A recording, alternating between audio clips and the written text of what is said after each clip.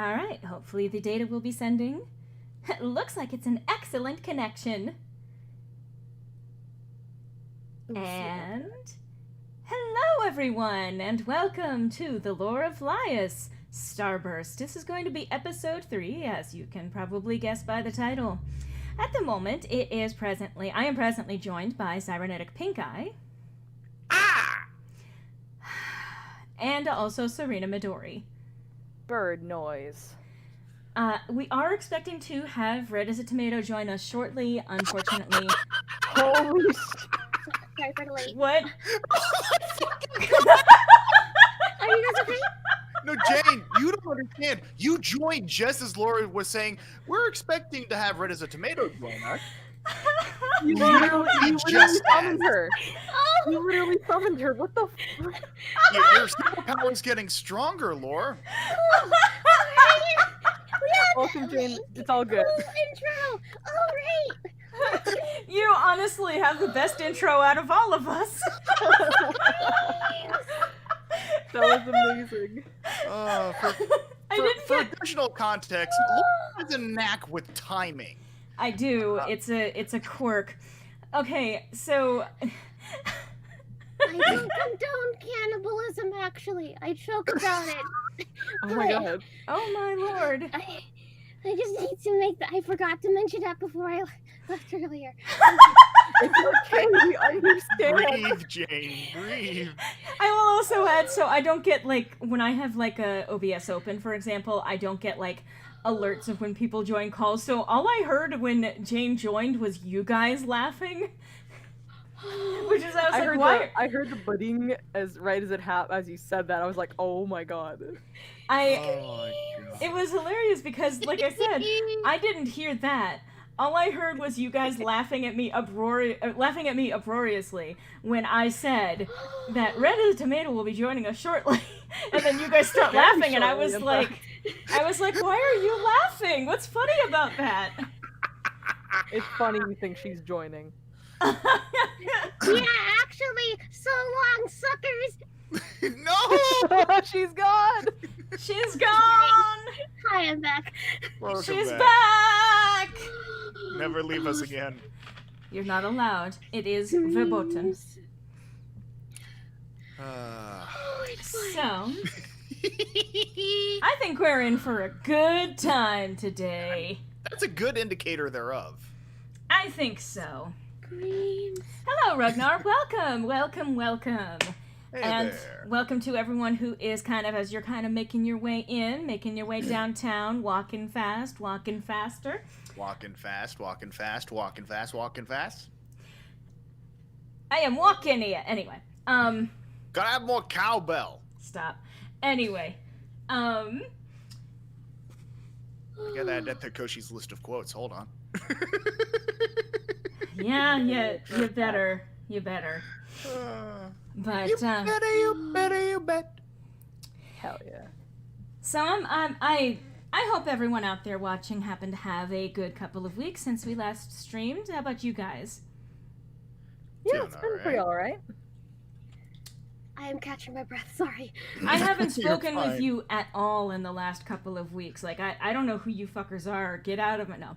Oh, bye.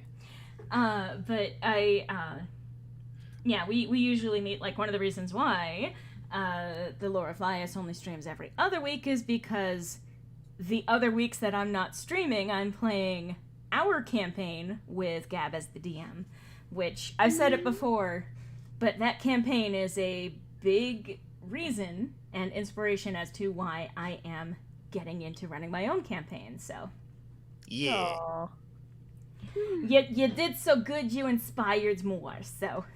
Oh god. You think I did good? Oh no. I think you have done enough to get me interested in wanting to do some myself as well. You Alright. gave me the nudge that I needed to do something that I wanted to do as well. Anyway, but that is a lot of fun, and we had a very low-key session this last time because at least a handful of us were not feeling great, including one person who had just gotten their second dose of their COVID vaccination, and bless their heart, they were holding on for as long as they possibly could. Yeah, But- and especially considering that person was the person recording the session. Yeah, they did admirably. Yeah, absolutely. Props. But I had a train of thought, but once again, ADHD strikes. Apologies. No. You don't need to, unless you are literally the embodiment of my ADHD, which you quite possibly might be, given that we I was literally gonna share say. a brain. But no, it's more. I'm just kind of thinking. Oh, right. I was gonna do an intro thing. Yes. So just in general, obviously, you know that we meet every other week starting at 4:30 p.m. Central on Sundays every other week. So that's our usual schedule for those of us those of us who are only tuning in for the first time, which includes me apparently. Those of you who are turning. I give up. Bye. Hi. Thanks everyone. Anyway, no. If you're only tuning in for the first time, please be sure to check out the playlist, which should be up on the channel here over at Sirenia Studios. And, you know, there's the first couple up there already. I will say this, even if you watch it after the point of streaming, you also still help the channel out just by, first of all, you get caught up on the story, because this is very much a story-rich campaign, character-driven and all of that stuff. And also, you know, YouTube likes it when people watch your videos. So... Yeah. There's the pure business side of things. There's also the... I will say, I did not end up having a poll this last period of time, but periodically I will be putting things up to vote on over on Patreon. So anyone who is a patron, literally even for just $1, you get to vote on stuff that gets to happen over the course of the campaign. Whether it's things like information drops, or an extra bonus item, or a log falling in their way that they have to try and find a way to bypass, you know, obstacles to be put in their way, things along those lines. All of these things are possible, and it's possible because of patrons like you. Okay, in all seriousness. Hello, people. Hello, the Traveler's Emporium, as well as Kitty. Yeah. But so that's an option. I usually have it linked in, well, every description, every video description, as well as I think on the channel itself. It's kind of hard to miss it. You can also, if you just want to do like a one-time, you know, tip, there is the coffee.com that you have it on screen right now. It is?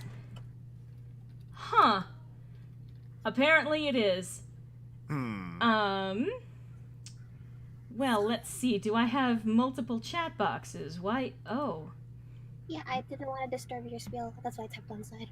No, that's interesting. Is Apparently. the text shown up twice? I only see it once. No, Oh. I'm... On his face. Oh, I didn't see that. Yeah, interesting. I mean, here's the thing. I can understand people gravitating towards Lyranus, but all the same. Interesting. Okay, so there's the one chat box that's there. There's the coffee right there. Like, gotta have, of course. Yeah, I don't This know is why right here- that's... This right here is why we do the pre-stream, people. I don't know why that's happening. Yeah, I don't know why that's happening either, because that's... Who knows? Maybe they do. Why is that happening twice?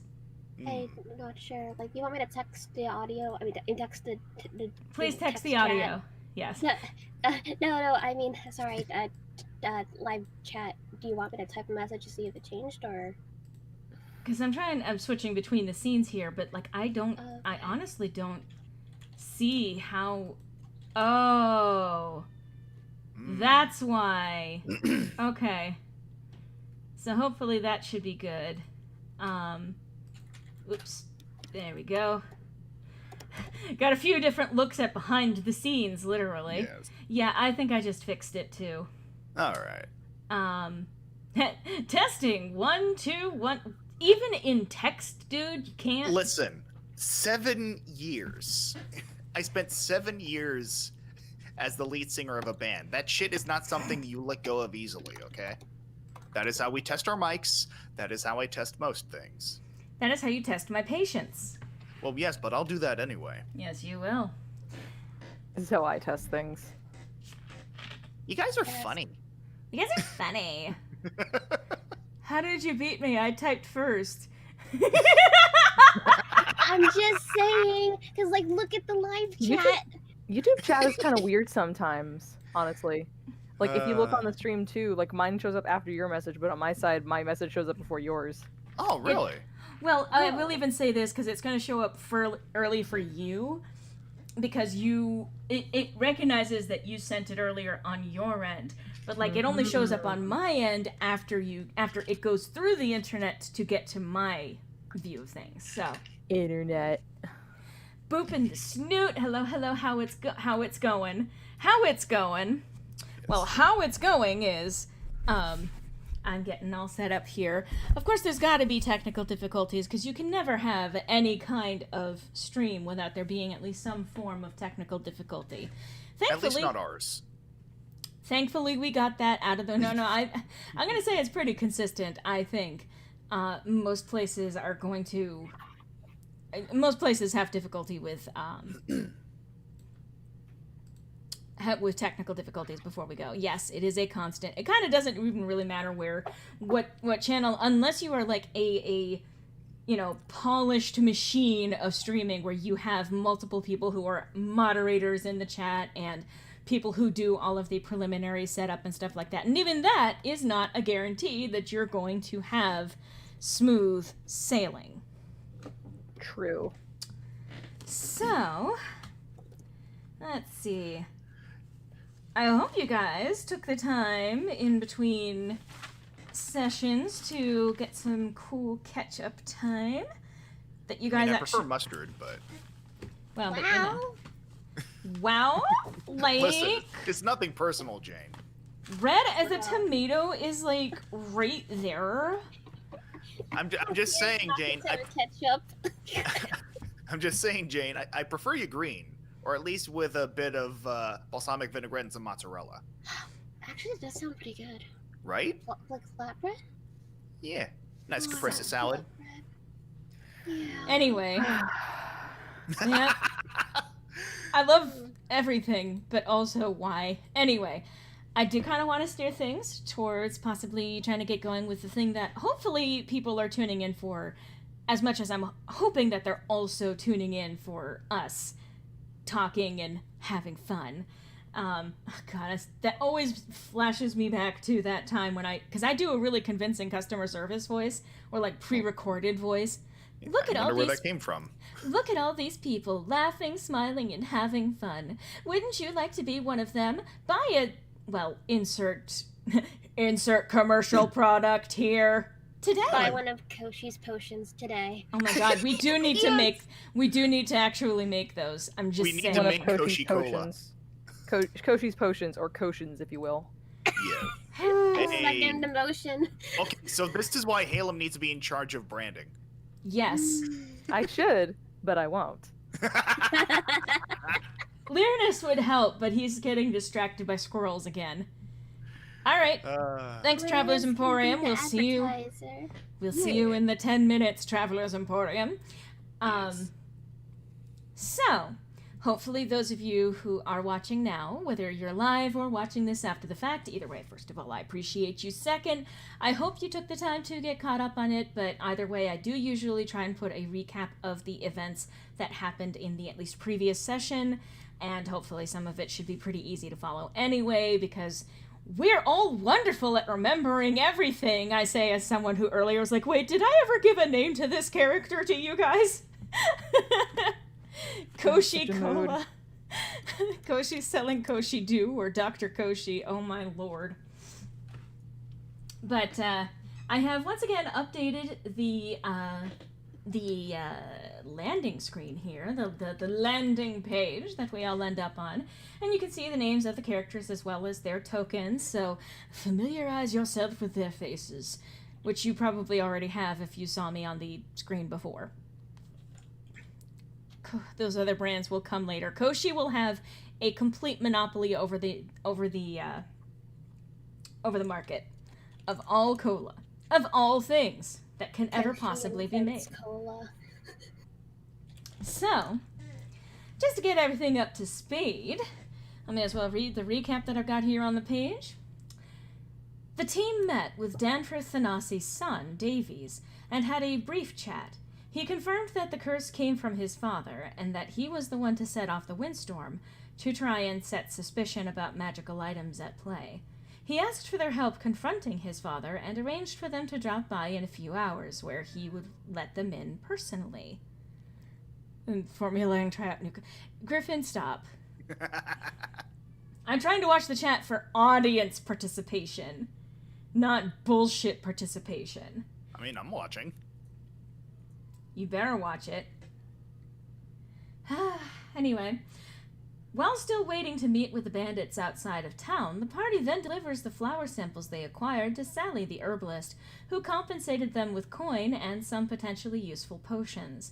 Now she can get to work on an improved anti-zombify potion. Her husband, Wally, did not approve of the generosity of his wife, but was all too happy to accept their coin back as they made purchases from his store. Just as they left, however, they were greeted by a tall, muscular guard woman, Hilde. And I did actually drop the picture last time, but in case you need a reminder of what she looks like, here she is on screen, on the streaming screen. And I had fun designing her. I don't usually end up drawing this body type, but I would like to think it came out well. She thick. She be a thickin'. Nice Hell job. I'm like waiting for you guys to respond, and I'm like, hi. Sorry, I have myself muted because I'm letting you talk. I Just appreciate that. I had in the food in my mouth. Yeah, Jane in the corner going. Jane in the corner going. Everything tastes like thicken. Everything. Oh my god. Listen. And I remember the picture, but I think the first time hearing her name, perhaps. Her name is Hilde. Well, those of you who are patrons probably also got to see the full name as well, but it's also been a couple of weeks since I last posted the image, so that's also fair. Anyway, on our to-do list for today, we have speak with Hilde, meet with the bandits outside of town and learn what they know, meet Davies at the Thanasi estate, and get ready for a yay, the storm didn't kill us party! Oh, and also, we do need to get around to this. We need to name some unicorns. That's the important one. I think that should be on the top of the list. That probably should, in fact, be at the top of the list. It clearly takes priority. Yeah. Let's see. Well, I'm just like double checking, moving ahead to the correct. Yes, okay. So let's get back into it. Here we are in the hamlet of Vermouth. And of course, this woman just happened to appear over the bridge. And, okay, you can close that. And we last left off literally with her coming up over the bridge. Brief description anyway. May as well just recap with where I just left off. There, making her way in your direction, is a tall blonde woman casually dressed in plated armor, or at least pieces of it. This woman could probably wrestle a bear, and you might have to wonder who would win. You there! And that was where we left off. And here she continues as she makes her way over to where you guys are. I'm Hilde Brackland, captain of the guard here in Vermouth.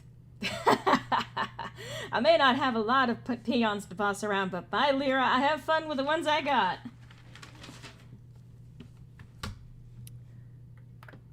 I'm trying to remember where we were. We had just exited out of the herbalist store. Right. Oh, that's right. Okay, so it was just literally after we purchased things. Mm-hmm. Got it. Koshi, upon seeing this mountain of a woman, sort of cowers and peeks behind Halem. She is tall, I'll say that much. I think I have her at like 6'4", something like that. Oh, nice. Oh. Is only about 5 foot, so good So luck just a hiding little behind taller her. than me. Yes, a little Is she? taller than you. Taller than literally everyone in the party. I love that Ariadne is still chilling on the roof there. Oh wait, whoops, hold on. No, it's please! No, she just sits on the roof, like, the guard comes up and she jumps up onto the roof, like, ah! I'm just gonna hide here, it's fine. If I were a rich elf. Na, na, na, na, na, na. Hell yeah, I see you, Jay. Oh, God. This is so awkward on the DM screen because there are multiple tokens that are right there underneath where everyone is standing. Whose I fault can- is that now? That is my Hello. fault. That is my own fault. Am I But still on let's... top of something? What? Jane, don't worry about it. Oh, okay, what No, about? no, no. It's not you. You actually are the only one not standing on top of one of the other icons that I've got here. Don't Yeah. worry about it. Koshi takes no issue putting other people under their heel. Well, Birds have heels? she grins, probably similar to how she is in the portrait there. And as I understand it, you lot were responsible for clearing the storm? Yes, in fact, we were. Lyrinus nods in agreement. We may Gosh. have helped. Koshi continues to stare, sort of squinting their eyes. We may have helped. Lyrinus looks at Ariadne at this and says, Don't undersell what you did. It was amazing. All of you did wonderfully. I mean, I helped, but... And he just kind of grins at himself. Pot calling kettle black. I mean, he's literally a star, but whatever. God. And at that point, Koshi points towards Lyrinus and looks at this new person going, ignore the pain. It's only going to get worse. Hilda, taking in all of this, looks between all of them and again starts laughing, like full-on belly laugh, kind of guffawing. She's, oh, I already can tell I'm gonna like you. Well, I wanted to thank you personally. I couldn't see much from where I was, but I saw a bunch of bright-colored lights right before the winds died. She whistles at that. You got some skill, that's for sure. Some kind of magic, right? And now she has an accent. She had one at the beginning. Did she?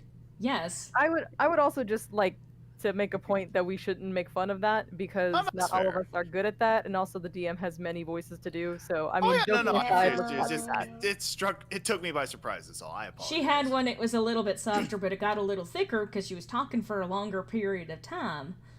That's fair. Besides which, you have room to talk, as if you ain't constantly going into one of these ridiculous accents every time. I told you I get that from my mother. I told you, stop it, anyway. Yeah, just stop your rearing. Stop here. Rear, anyway. I can't hear that without thinking of like a fucking YouTube poop. Rear. God. Or Sauce. anyway. So yeah, it's like some kind of magic, she says. I suppose it was actually. And there appears to be some background noise. I apologize if any of that ends up actually bleeding through.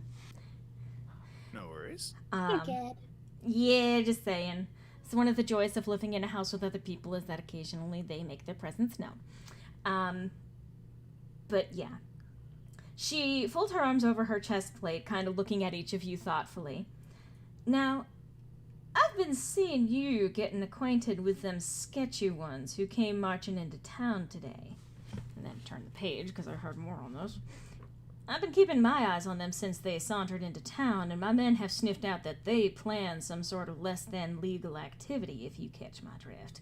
So if you can help me confirm anything, it'd be a big help. Especially if you got a time and place for me to let my men know what to look out for. Halem at this point looks like she's like thinking very hard, Uh-huh. and she'll say something like, "Did we hear anything like that from them? Oh dear, maybe we should confront them, or maybe not confront them. Maybe we should try to figure out what they're doing. Thank you for bringing this to our attention, ma'am."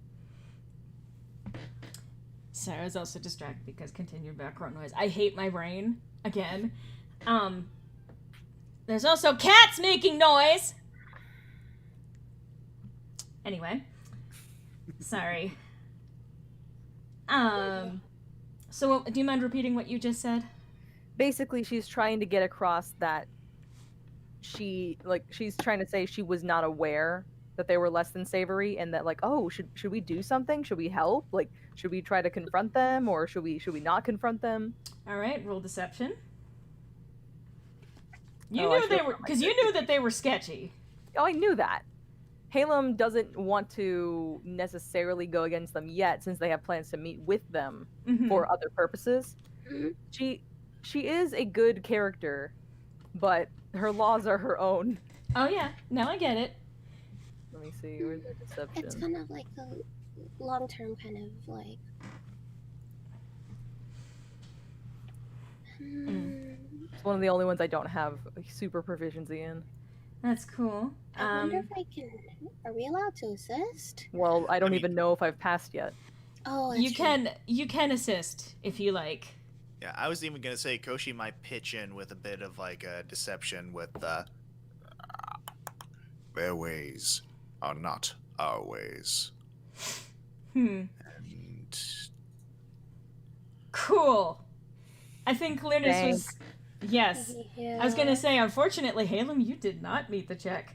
But I was gonna have Linus actually jump in, basically with, like, well, I mean, if they're sketchy, they're certainly very friendly at the, there was one where we had a pretty decent conversation with them.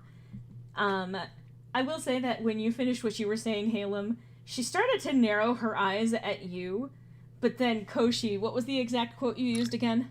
their ways are not our ways. And I'll even say, Koshi has experience in their own, with their own time in the city, trying to dupe their ways, dupe their way around, officers and people looking into their business, considering they're basically a criminal.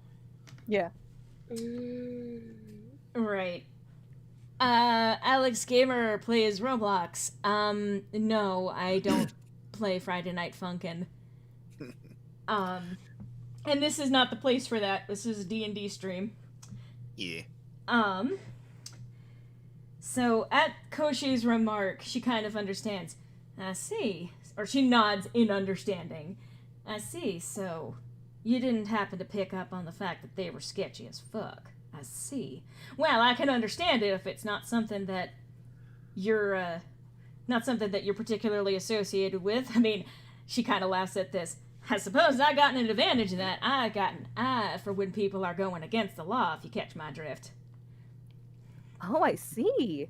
Yes, I suppose I am a little naive to other cultures. I'll admit it. I'm not from around here.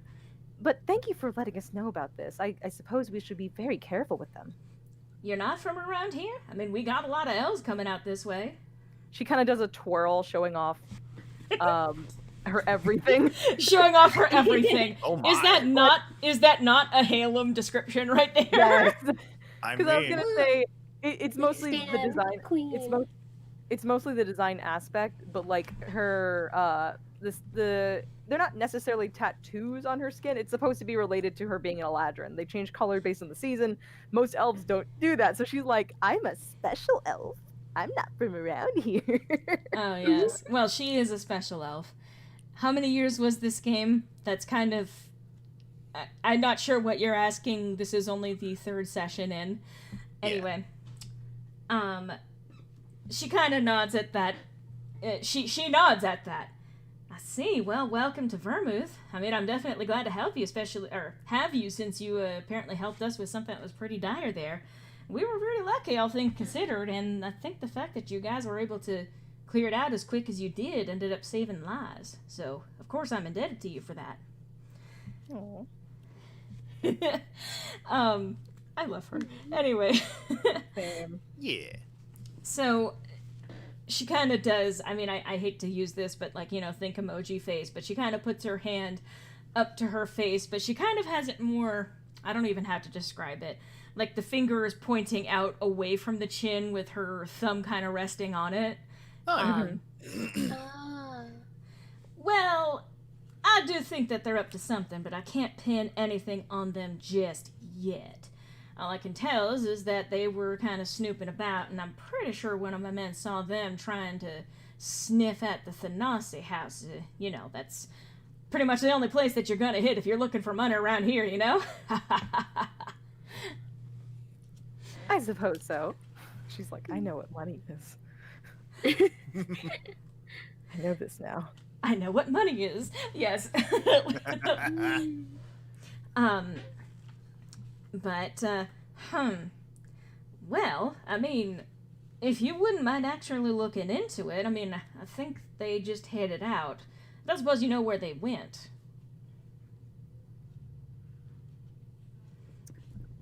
Halem was kind of looking at everyone in the group.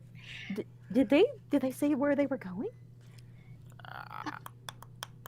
It's a funny thing. It just slipped my mind. I was, my notes, and I may have been, blanking out, which was kind of rude. It's not that they were boring people. I just, when you think about a thought, and then it kind of circles, and then At this point, Koshi puts a hand on her shoulder and goes, "Easy, Seabiscuit." Halem will turn back to Hilda and goes, well, it appears our dear bookkeeper was actually distracted during that conversation. I apologize. At this, Hilda kind of, looks quizzically.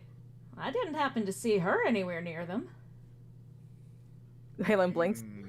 Oh dear, she wasn't with us. I really am losing my mind. my apologies on that as well. I'm sorry. Ariadne knocking shit over in front of the store. She just drops her notebook, on a nearby piece of pottery. We're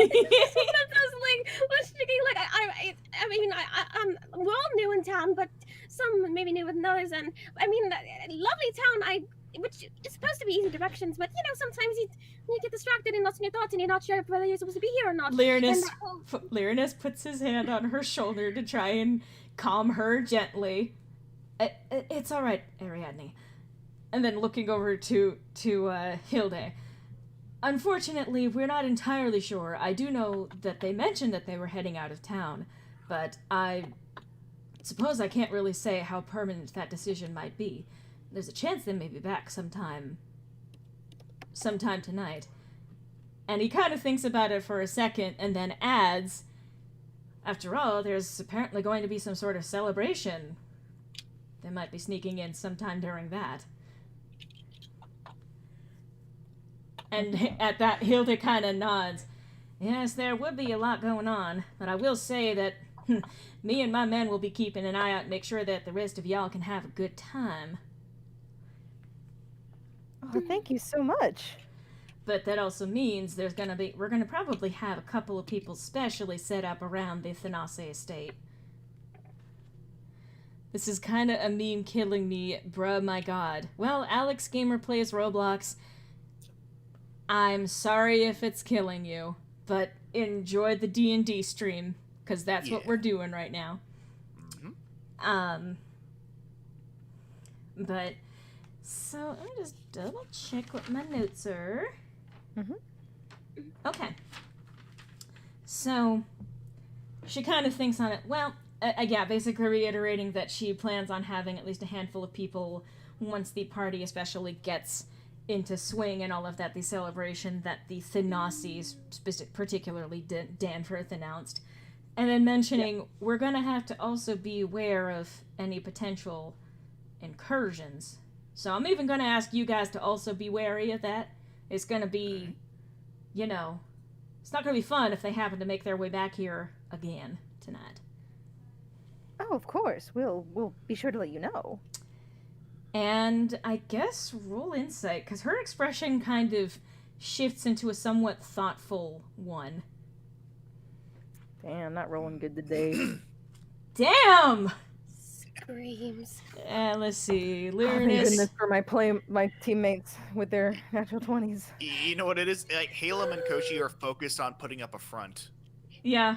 Yeah. Ariadne, you actually pick up on the fact that there's some doubt in her expression, especially after mentioning the fact that Mr. Thanase is deciding to throw a party in the middle of a new wave of incursions.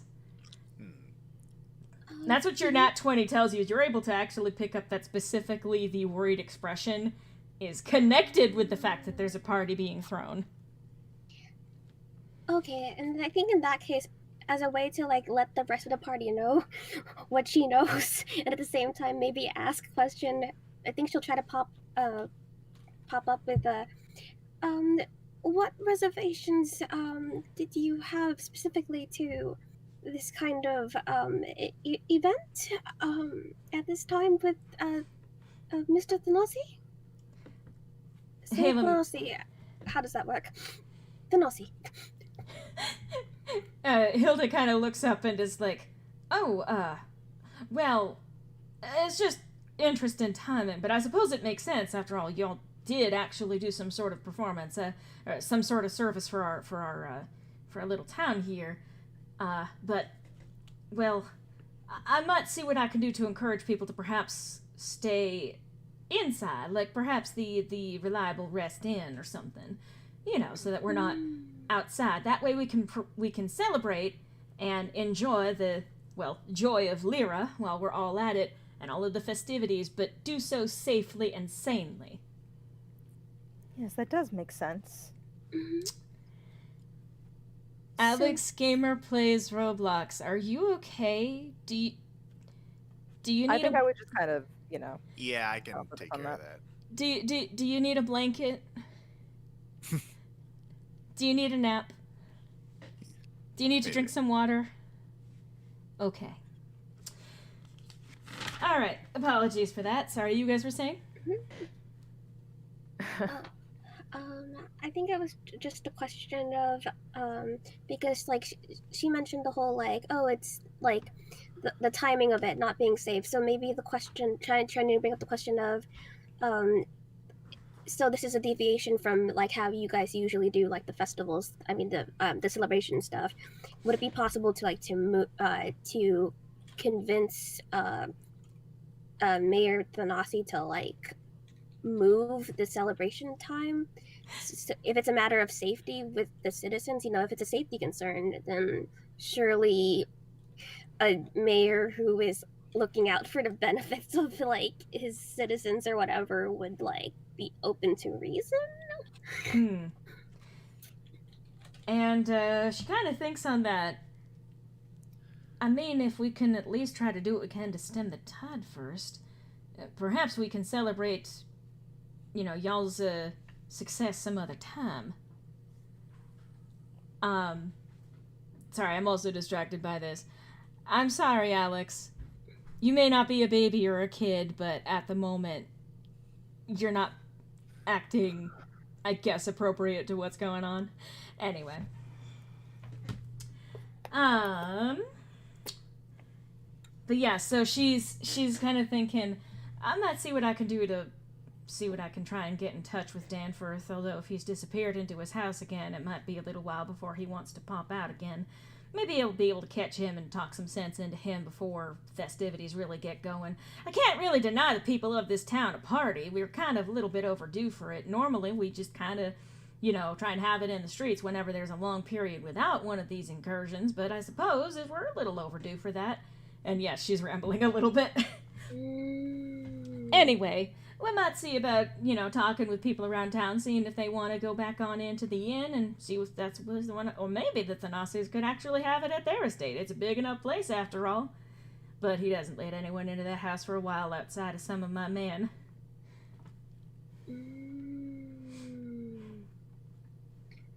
Anyway, I got some stuff I need to get taken care of before then, and then, actually, time to skip ahead a little bit.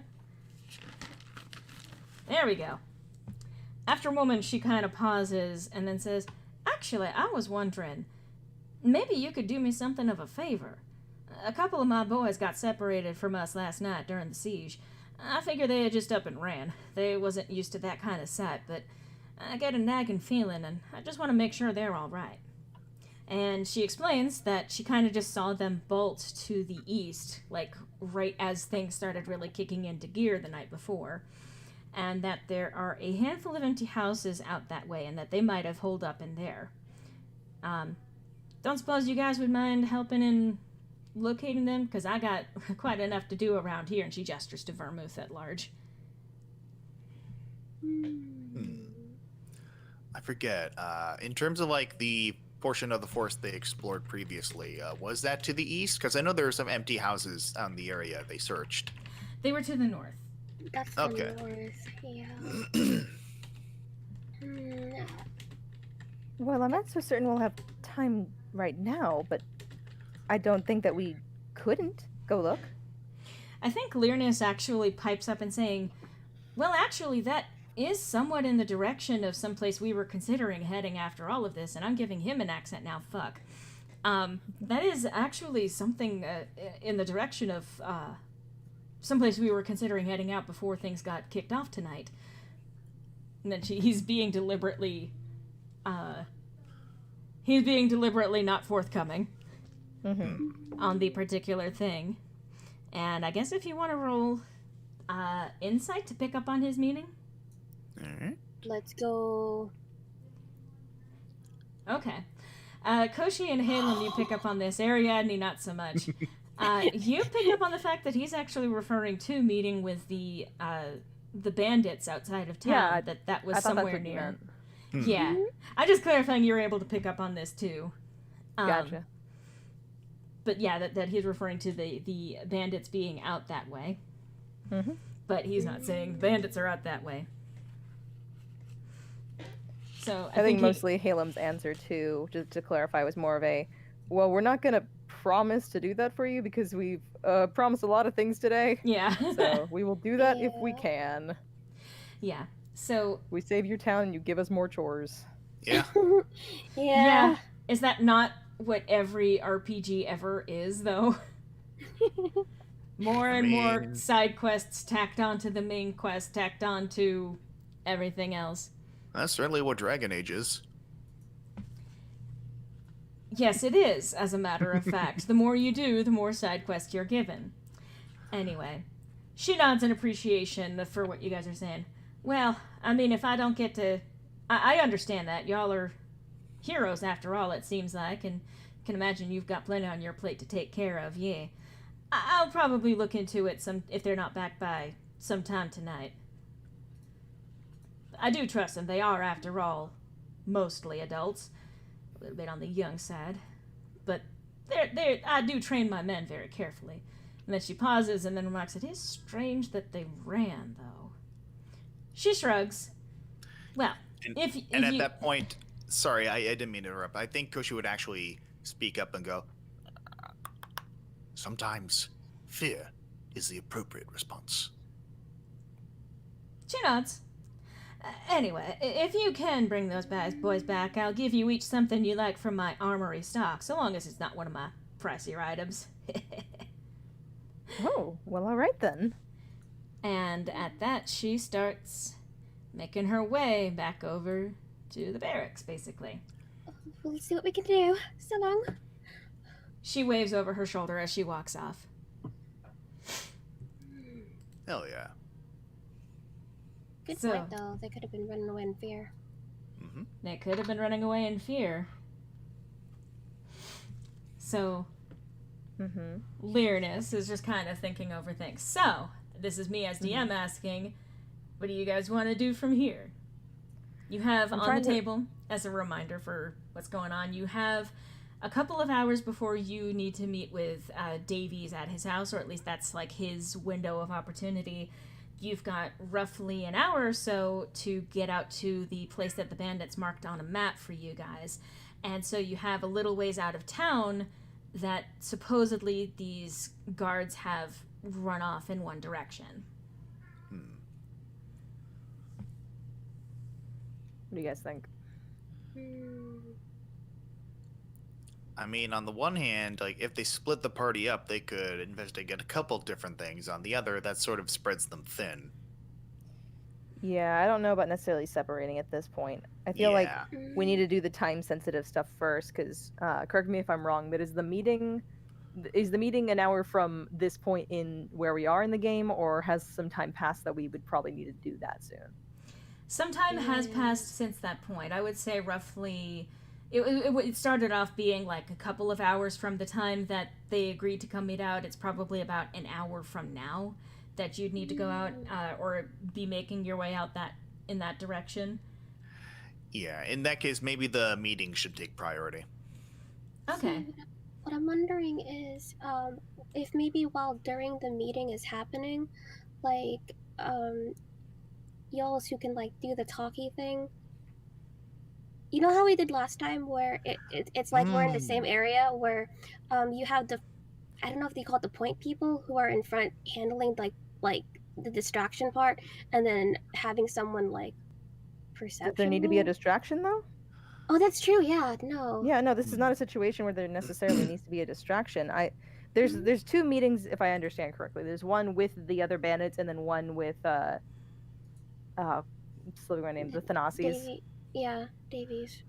Yeah, Davies particularly is going to be letting you in the front door so that you don't have to go climbing through windows and all of that. Okay, so we don't have to sneak for either of these.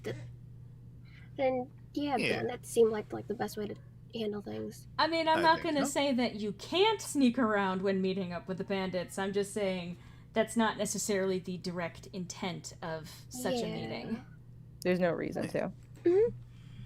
True. Yeah, so focus on bandits, and then like just keep an eye out if we happen to see guards on the way Oh yeah, or while Yeah. we're there. I think that works. Okay.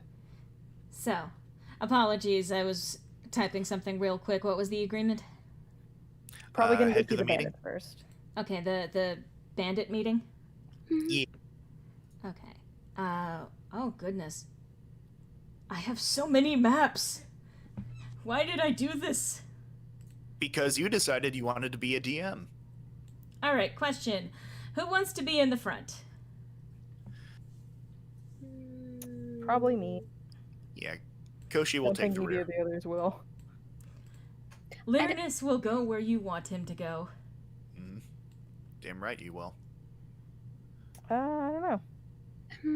I was gonna say, if it's a matter like how is that area off in the east? Is it like very like, naturey, Yes, or it's naturey. We're still pretty much in the remote middle of nowhere. It's sort of like to the northeast, a little bit out of town. It's technically somewhat like there's a bit of like there's the main path like going out of Vermouth here, and you can Okay. see that like to the right of the screen. Basically, you would be basically kind of following that, and then at some point you'd make a deviation off of a path into the forest a little bit more. That's where it's kind of marked on the map. So it's still fairly naturey, and there's like an enclosure of trees and all of that stuff around where, in that direction, because it's right adjacent to the forest, and you'd be kind of like entering into where the forest kind of is. All right. I think in that kind of case, then like if you guys need help with like getting there, Ariadne could try to take front, just to help lead the way there. If you Or I like. don't know. She got a better survival, you mean?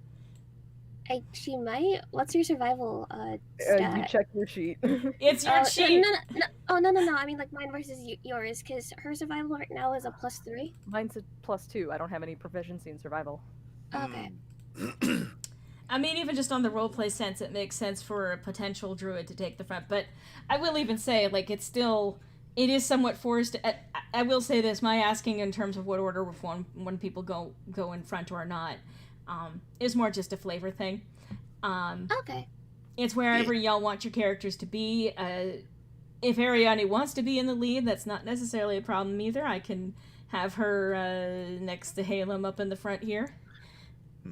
Okay. Question. Answer. As they're heading over to the meeting spot with the bandits, could I have Koshi do either a investigation or medicine check to see if there are any helpful herbal plants along the way? Huh. Yeah, since they got the new kit and they're eager to try and whip up something to potentially sell or test out.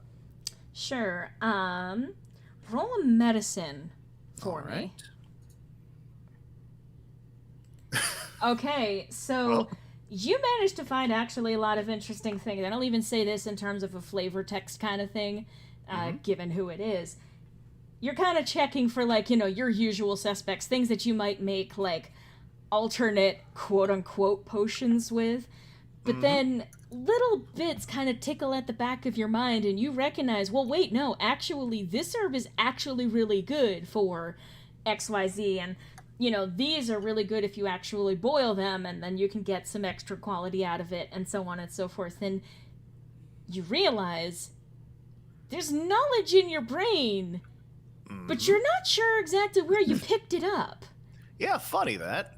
But you find it really, really good at identifying plants that are particularly helpful, either for, like, medicinal purposes.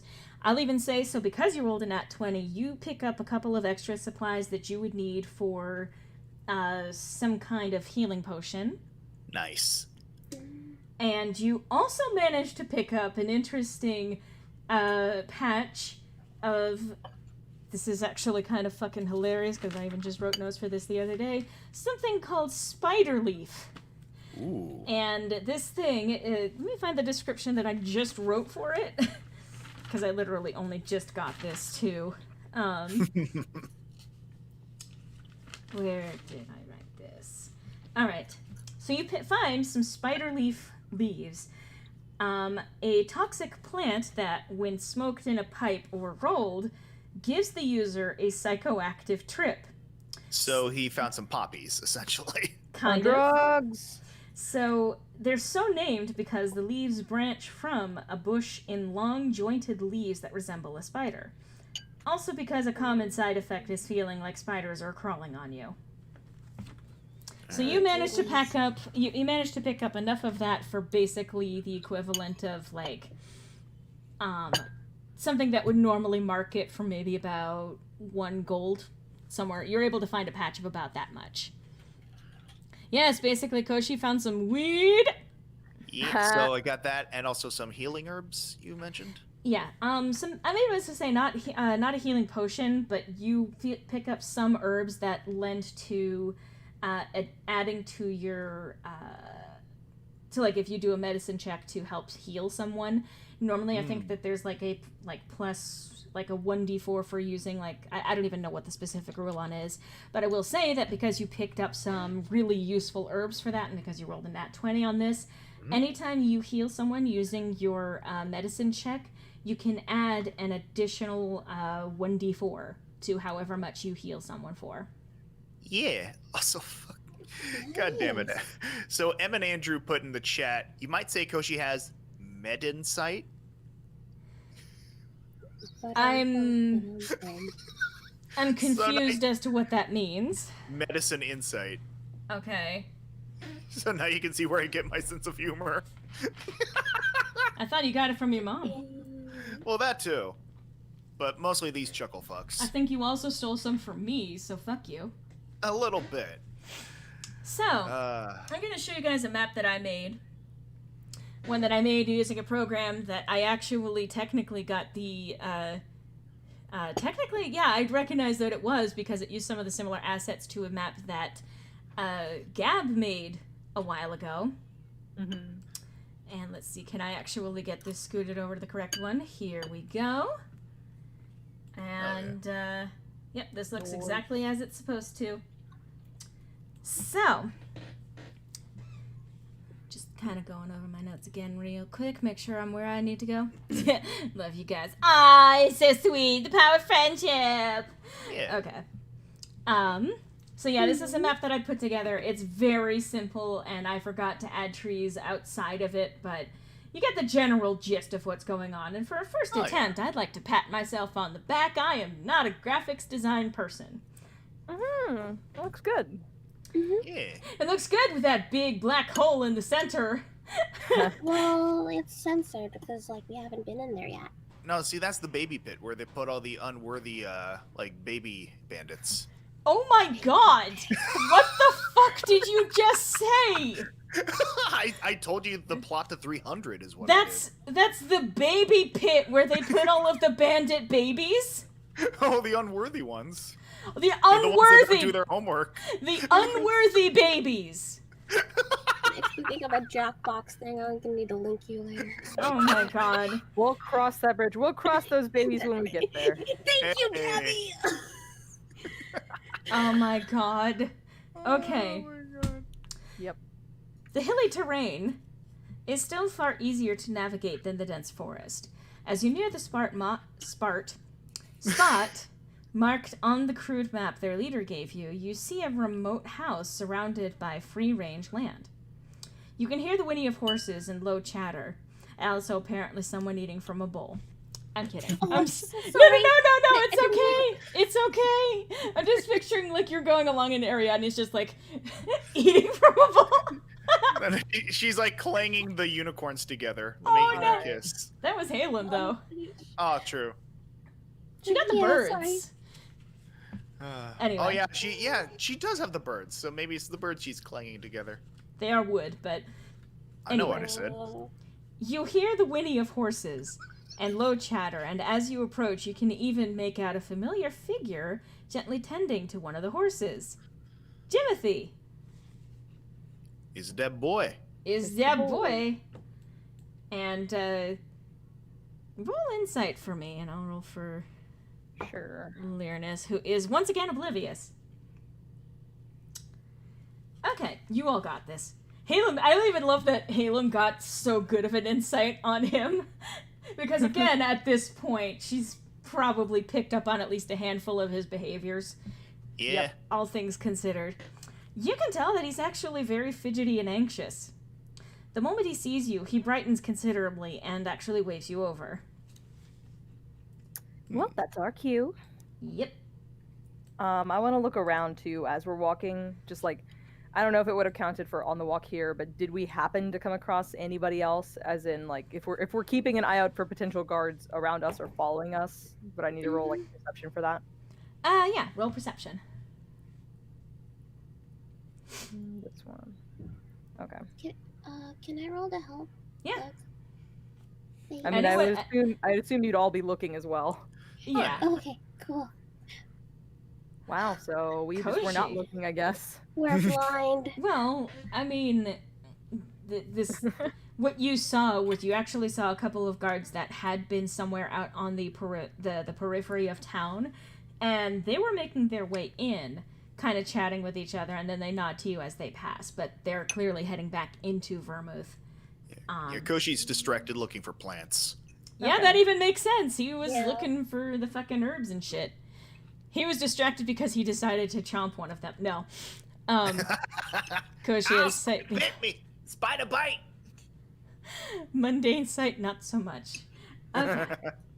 So, I'm glad you came. That's Jimothy, sorry. I'm glad you came. I'm sure he wishes he could say that to Halem in particular. Anyway. Oh yeah. All right. I was thinking about what we have planned, and honestly, the more I think about it, the more I think she's onto something. And at this, he explains the gist of their intent in Vermouth.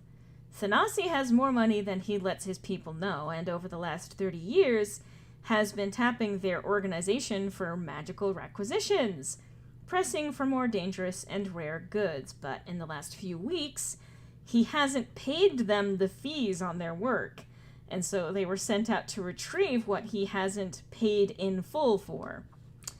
Their leader will explain more, Okay. is basically what he's saying. And so he's Koshi, are you okay? They're looking for plants. Okay, that's also fair. I guess, you know what? Roll, Another medicine. yeah, roll another medicine. Okay, damn. Interestingly enough, and because this is actually really cool, so what you see, over in, like, because I saw you moving around underneath Yeah, where it's the over by trees were. these trees here. You actually see, starting here and trailing over in this direction, what looks like more of the spider leaves Hell yeah. leading over to where this wagon in the back is. Nice. And you can see a couple of individuals who are standing by the wagon. Oh. Are they dealing in spider leaves? I wonder. Uh, But you now have seen a trail leading from off, from where you've found the handful of them leading over to that wagon. So, so at this point, how many would I have in my inventory? you would have the exact same amount you had before, which is like roughly 1 gold piece worth value. Okay, gotcha. If you collected any of the ones you found on the ground, it would not be that much of a difference. It might bump it up to like, 1 gold piece and 3 silver, but like not that significant. So he, after saying their leader will explain more, he kind of gestures over to the building, kind of like bowing slightly with his arm extended out towards the front door, which is right here. Okay. So Halem's kind of looking at the group to go towards the door, realizing Koshi is not there, kind of like spinning around. Koshi, over here. They just hear like a bit of a squawk before you see him like waddling over, or see them waddling over, and sort of like presenting what they found. Oh, what is that? And actually, I'm rolling my dice by hand. Ooh, okay, interesting. Lyrinus, looking at that, kind of blinks and goes, well, where'd you find any of that? Is that what you've been looking for this whole time? The devil's lettuce. Feel free Planning to on selling that or using that. feel free to roll medicine if you guys want to determine what it is that he found. Yeah, I want to see if she'll even know. The main thing she's gonna say is, Koshi, I told you we should be looking for people following us, not at plants.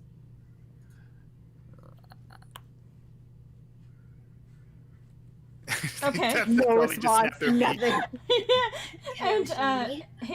Halem, you've heard, or like you've seen this plant, but you're not entirely sure what it is or what it does. Yeah. Ariadne, I mean, you kind of get the gist that it's not your typical medicine. Halem is what you were able to Yeah. discover. Ariadne, you've seen it before, but you have no fucking idea what it is, unfortunately.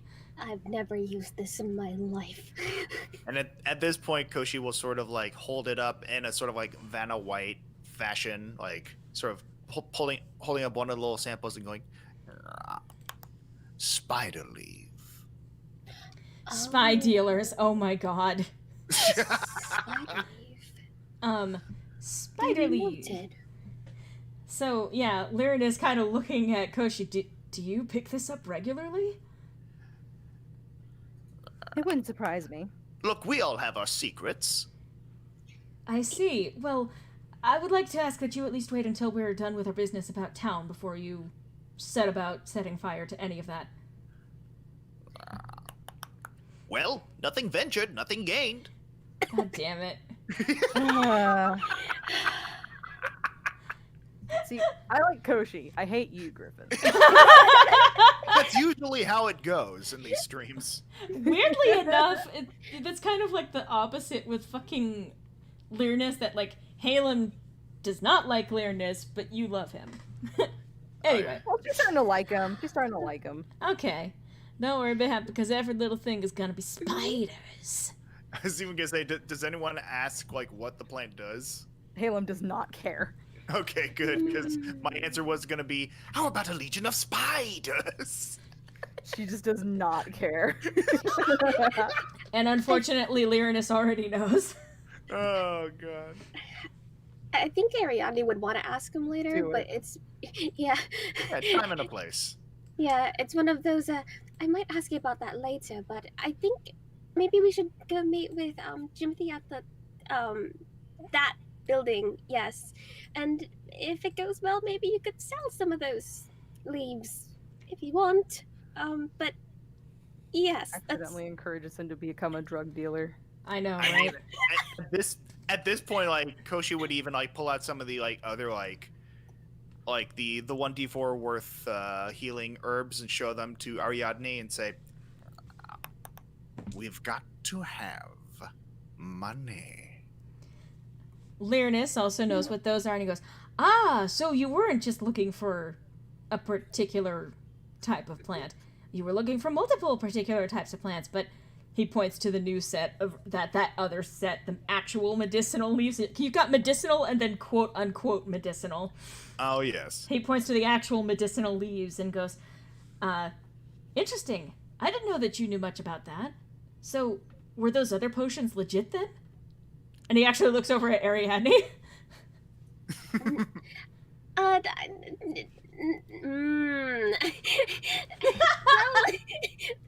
Previous ones were not so good, but maybe now they will actually sell well because they actually work.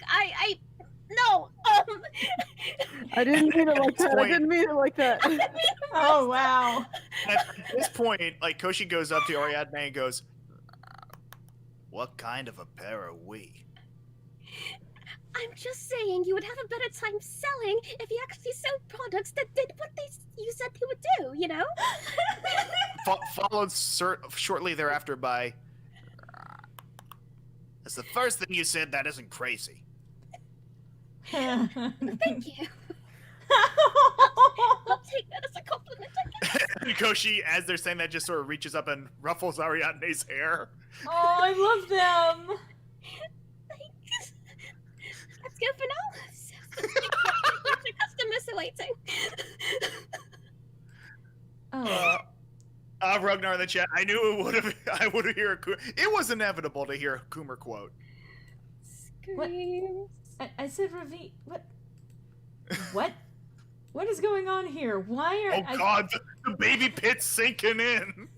There we go. I hit reveal and it wasn't showing reveal. That was Well, these weird. babies know how to decorate a pit. I want you to stop talking.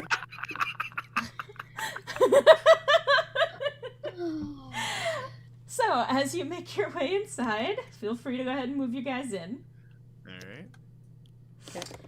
Inside, the house is fairly humble, but there can be no doubt about the sort of people who settled into this nest. Various tools and kits are strewn across the floor, as well as the occasional bottle, emptied of every last drop of wine. Though the signs of age show on the walls of the house, the current occupants have managed to clean it up well enough. There are no common bandits. They are no common bandits. They are meticulous, organized. Bent over the table to the back of the main room, the dwarven lady you met earlier pores through the gathered papers and books. The hood of her cloak is down, and her intense gaze does not rise to greet you. Instead, she turns a page and asks, "I see you have chosen practicality. Good. I assume Jimothy gave you the basic rundown." Yes, a little bit. We would be interested to hear a little more. She nods. Koshi, what are you doing? Koshi is investigating the tools. Halem was snapping at them, like, "Come on, come here." Eventually, Koshi sighs and sort of hobbles over. Now, standing someplace where they can investigate these tools. Halem internally, do we need to get them a leash? Because I don't want to be in charge of that. I have thorn, but it would hurt. The So tools- Koshi is now sitting down cross-legged while the others are standing. I will say that the tools that you found would be everything from map making tools like compass and stuff like that to hammers, chisel, etc. Yeah. You also saw fucking cheese wheel sitting on there, which I added because I wanted them to have fucking cheese. I mean, again, that would explain Koshi's attention. Food! In fact, I am going to check something real quick, and I'm going to retcon to say this happened before they were called over. You Nope. see, there's a little trail of cheese crumbs following along. No, you attempt to get it. Instead, your hand knocks the cheese off the table. And Jimothy, at seeing this, steps over to it, picks it up, gives Koshi a look, and puts it back on the table, dusts it off, and puts it back on the table and says, "Please, we do plan on actually eating that. If you need food, you can always ask." And at that, Koshi would have said, "You can't blame a man for trying." No, but I can blame you for knocking it off the table now, can't I? Koshi raises a finger, clicks their beak, and then goes to hobble over to the others. Which finger did they raise? I'll leave that to the imagination. Give me the bird. It was just the Yeah, index the finger. bird one. Oh. The fuck finger. I will say, for canonicity's sake, it was the index finger, but again. Cool. Yeah. I will say, Edgar is busy with his own work, which seems to be primarily emptying a wineskin and marking up the paper on the table in front of it. He scowls at you whenever he catches you peeking in his direction. And Timothy patiently closes the door behind him, smiling, albeit with wary glances at the dwarf. So, the dwarf lady, that I did not actually name, I don't think. Nope. I do actually have a name for her now, but Good. she's not necessarily going to immediately volunteer her name, That's fair. but I'm just saying, I now have a name for her. Previously, I did not. Whoopsie doodle. It's all good. So, once you're all gathered in, and once the drama with the cheese is finished, she looks up finally. Or, no, she doesn't. She just continues looking at her papers. We are very good at what we do. We have a nose for things of great value, and as it turns out, most rich people don't like getting their hands dirty, but they still want the latest trend or to be exclusive on some rare find. Works out just fine for us. Now, she looks up at you, her expression deathly serious, but calm and even. But there is a common problem with these rich assholes in that they think they're above the contracts that they sign with us criminals. Maybe they think that because we can't go run to the guard, that we have no recourse. Edgar laughs at this, reminiscent of a hyena. We got recourse, all right. It's called a knife between the ribs. Dwarfthea. Sorry. Dwarfthea. Interesting. Sorry. Mm-hmm. For the moment, she has stopped speaking. If you wanted Okay, I to couldn't tell. Yeah, no, Same. Edgar interrupted. I will say she kind of sends Edgar a bit of like a patient, well, no, impatient but exasperated look. I think that the only thing Halem will do is also send him a look, kind of being like, all right, keeping note of that for later. I think the only one remark Ariane would manage to make is something about if you and another person make an arrangement, ideally the terms entailed in that kind of arrangement would stick. It should be adhered to, Oh yeah, And the dwarf. regardless of stature, standing. Yeah. And at this point, Koshi will even speak up with their own insight into the matter. It's not about money. It's about sending a message. Lyrinus cocks his head at Koshi but says nothing. The dwarf, however, nods. Danny boy has outstanding payments on the last few fines we sent his way. We tried to be nice, We sent several warnings, but he decided to make things harder for himself, and so here we are, collecting our debt with interest. And at this, she crosses the desk, kind of goes around here, and goes a little bit closer to you. But there's only so far we're willing to go to collect our debts, and a cursed village with random windstorms is just about that limit.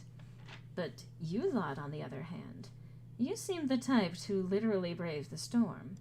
And you did more to discredit the Thanasis in one conversation than any rumors we'd be able to spread ourselves.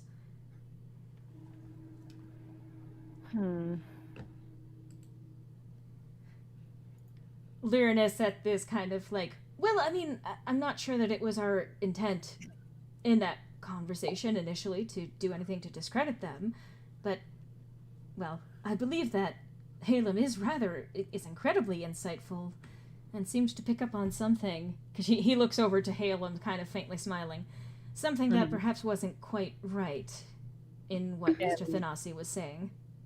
You'll note that Halem has been standing there, staring at the dwarven lady, kind of arms folded, very thoughtful, but she doesn't have a smile on her face.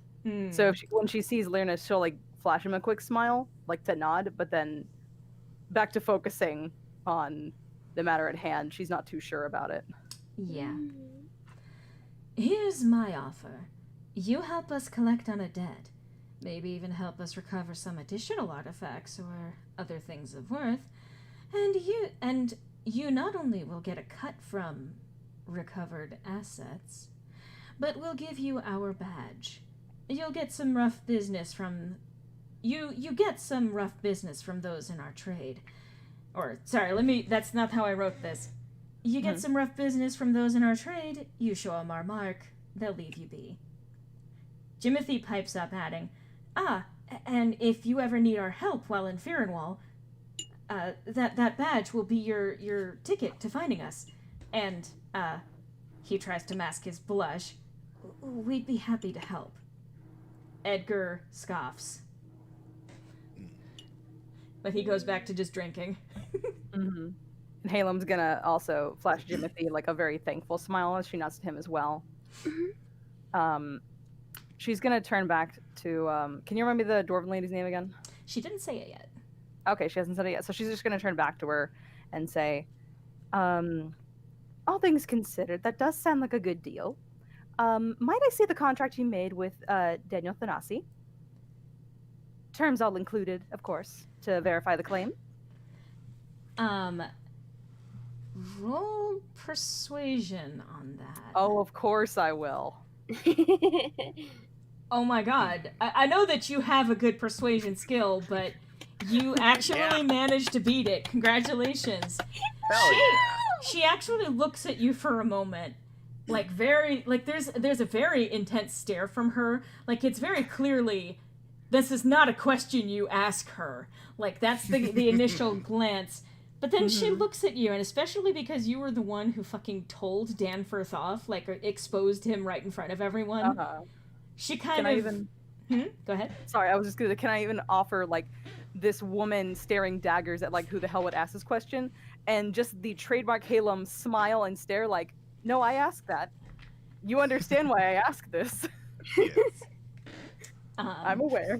Go ahead, sorry. Hey, Halem giving the look of, I'm a bad bitch, you can't kill me. But the dwarf lady, like, after a moment of that, and just in general, it's one of those moments of two women of power have a moment of connection. Girl bosses. Girl yeah. bosses. Yeah, basically. And she does finally nod after a moment, and she turns back to the desk, opens a bit of a folder with a bunch of different kind of papers in there, and pulls out a couple of them, actually. And she does hand them directly to Halem, kind of intentionally making sure that the others aren't getting any necessarily clear look at the contracts. She doesn't trust most of them, and only vaguely trusts Halem. I am the leader after all. That's out of character, but... Oh, hi, Ophelia. What are you doing? No.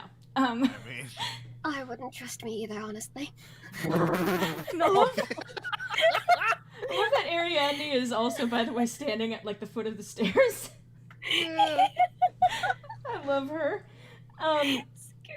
She is a good. What you do notice is that these couple of contracts, they have, like, the initial contracts in themselves were basically agreements for picking up, and actually, let me even fucking see. The contracts that you see are a handful of different items. The first one is for Amulet of Heartbreaker Hallan, Earrings of Countess Milani, and a Bag of Holding. And the other contract is for Talisman of Rejuvenation, Slippers of Elven Grace, and a bag of rock candy. Legit? So, to clarify too, all of these are all separate contracts for a specific item or items each time. It's more than one contract. It's two contracts that she's handed. So the first one had the Amulet of Heartbreaker Hallan. Helan? Okay. Hello. Heartbreaker Hallan. I can't read my own handwriting. The earrings of Countess Milani and the bag of holding.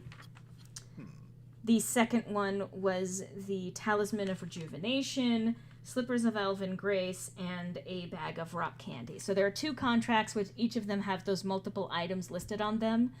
I'm looking longingly at that bag of holding. I want it, but I can't have it. All I want to do is see. Okay, so it's kind of like not really, but like sort of half and half on these. It's 2 separate contracts. I think there was one for the earlier date and one for later, and then noted multiple times in the margins on each of those contracts, like the interest on the fees, it does have Danforth Thanasi having agreed to those terms, and then making notes of fees accrued over time that after he did not pay starting a handful of weeks ago, and how he owes quite a substantial amount at this point. So Halem has a serious look as she's reading through the contracts, and after a moment you see her suddenly back to smiling, hands the papers back. Thank you very much. I appreciate the information.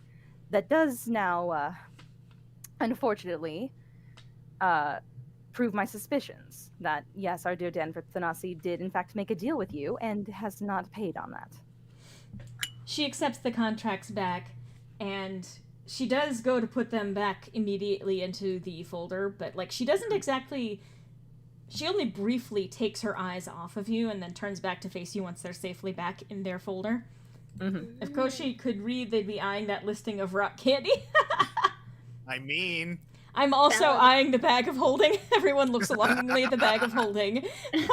I'm not even gonna lie. In my own notes, I wrote that down because Halem is also going to be okay.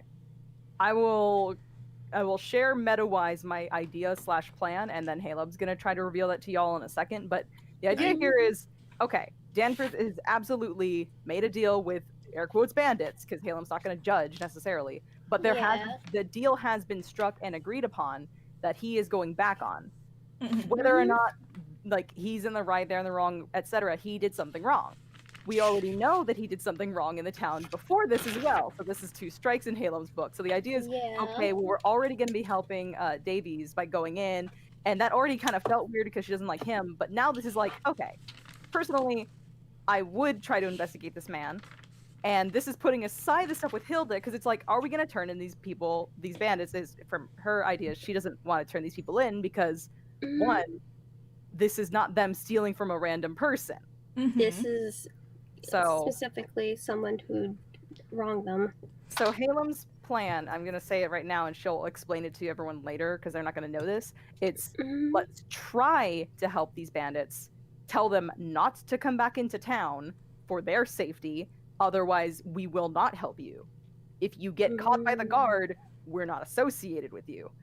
Otherwise, we're already going to be going to the Thanasi estate to help Davies. But again, this, hopefully her agreement will only work if they agree not to make anything worse. You know what I mean? Otherwise, they're only going to be helping Davies. Because it does require some amount of theft. Yeah. Koshi has no problem with this. I know they don't. But yeah, no, you've seen that. I mean, also go with it.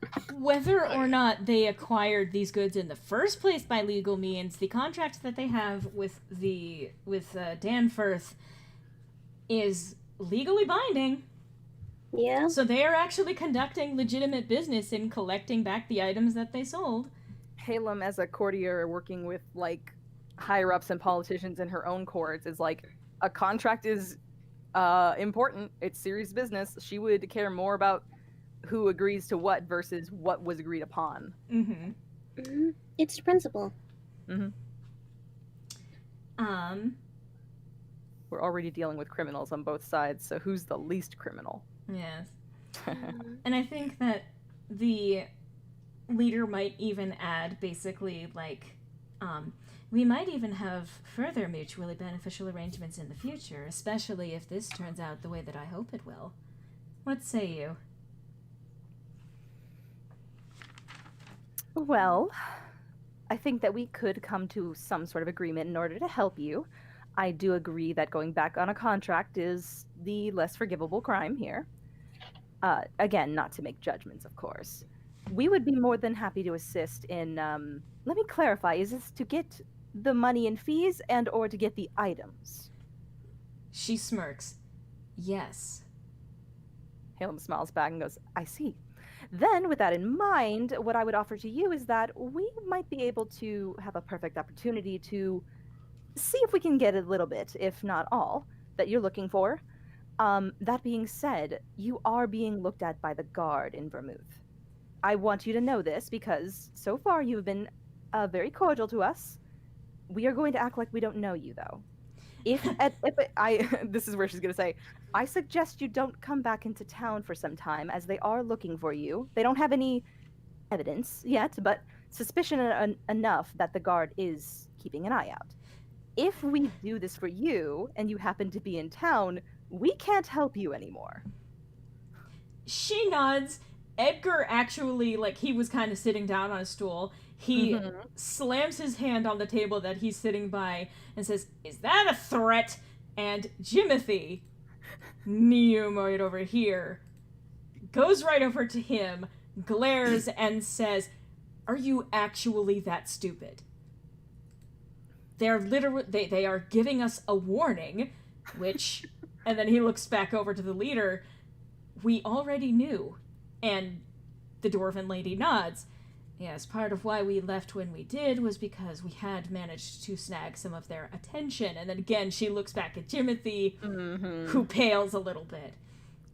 "We wanted to pull some of the attention off of us, but we would still very much like to collect on our debt, which was why I was very grateful that you approached us when you did." And I just even want to add that Lyranus saw the fucking bookshelf and went over to start looking over at the books on the shelf. And he's actually momentarily fully engrossed by it. He's listening. Oh god, he's not listening. Shit. He's pulling listening. a Koshi!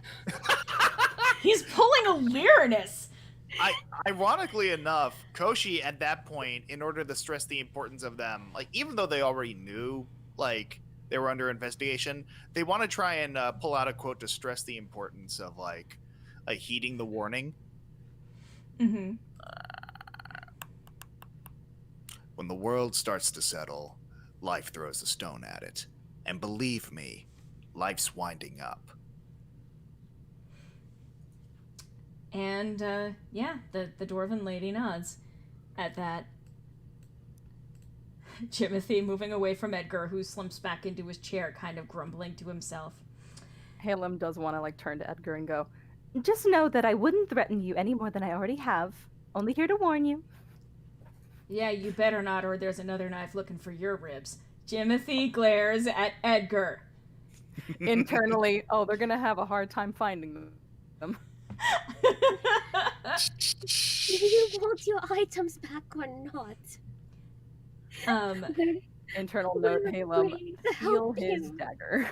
Anyways, Yes. Yeah, agreed. The dwarf smirks. "Well, I actually appreciate that warning. I knew you had some sense. But I actually rather appreciate I rather appreciate that you believe in honor among thieves." And she grins. she smiles back, kind of almost like a smirk. "I believe in honor." God damn it, Lyranus.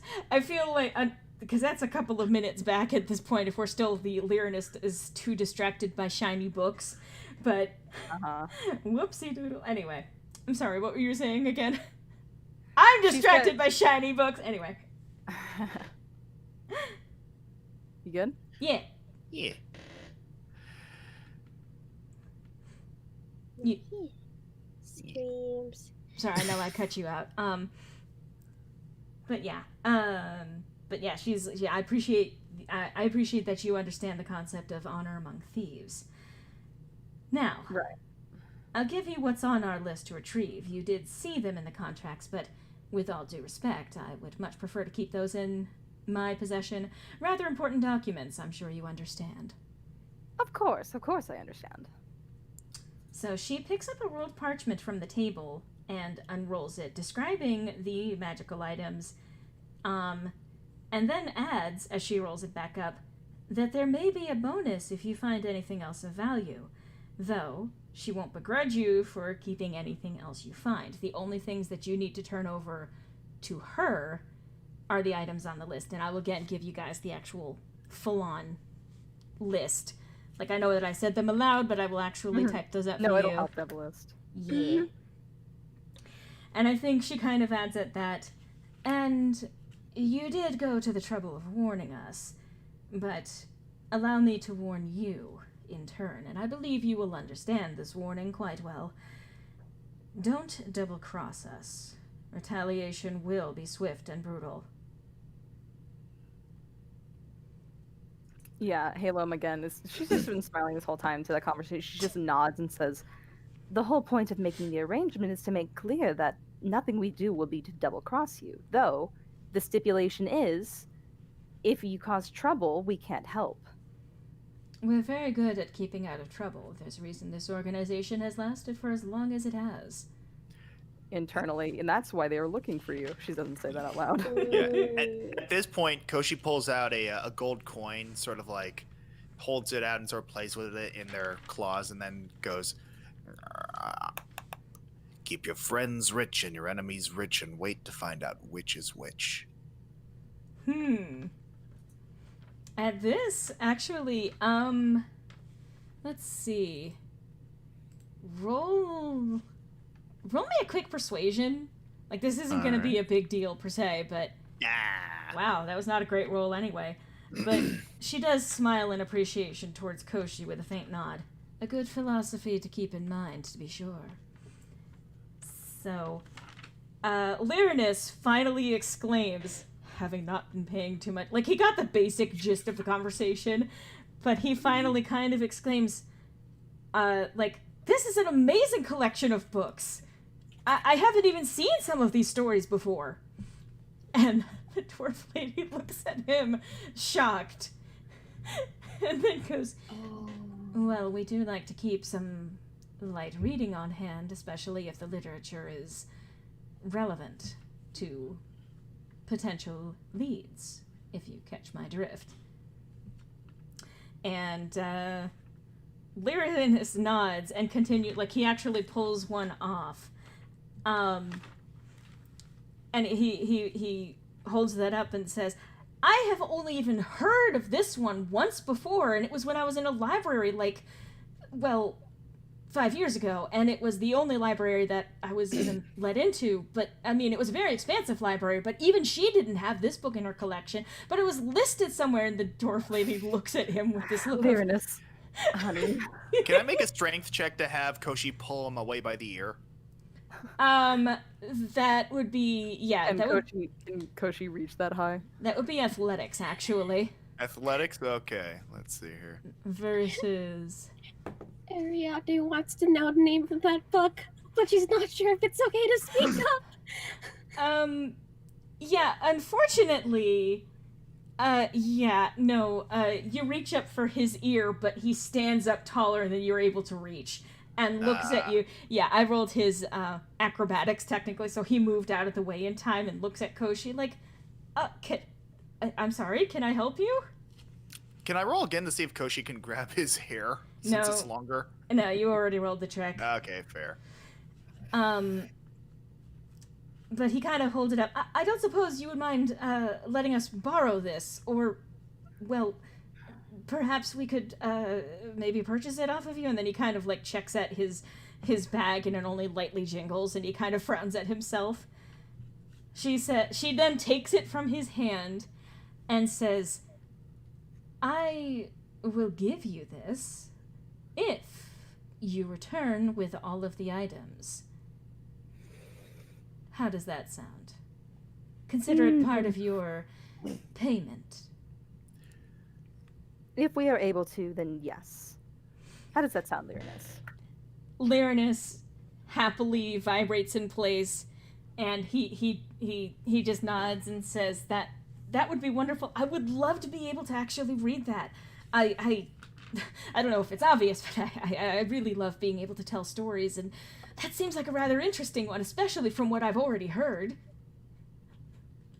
I know, he's got a little bit in common with Ariadne, huh? At this point, Koshi goes. At this point, like Koshi looks at Lyranus, goes, "You want to get smashed in the face?" I don't know, are you offering? And he grins flirtily. Koshi narrows their eyes and then pulls out a dagger. He says, "Oh, and where are you going to penetrate me with that?"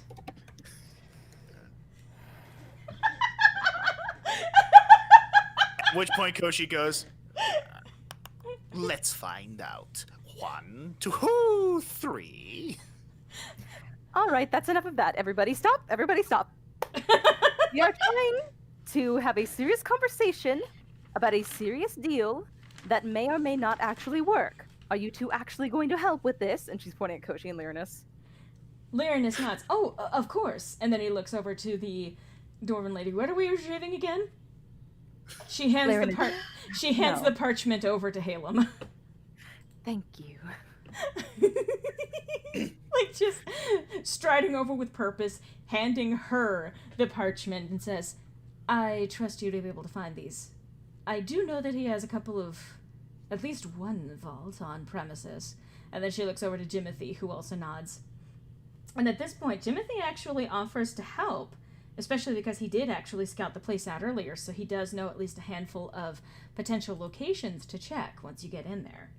Yes, absolutely. She would even like make if that is made a note in the conversation, she would ask him to like any information you can give us would be perfect. He's offering to come along.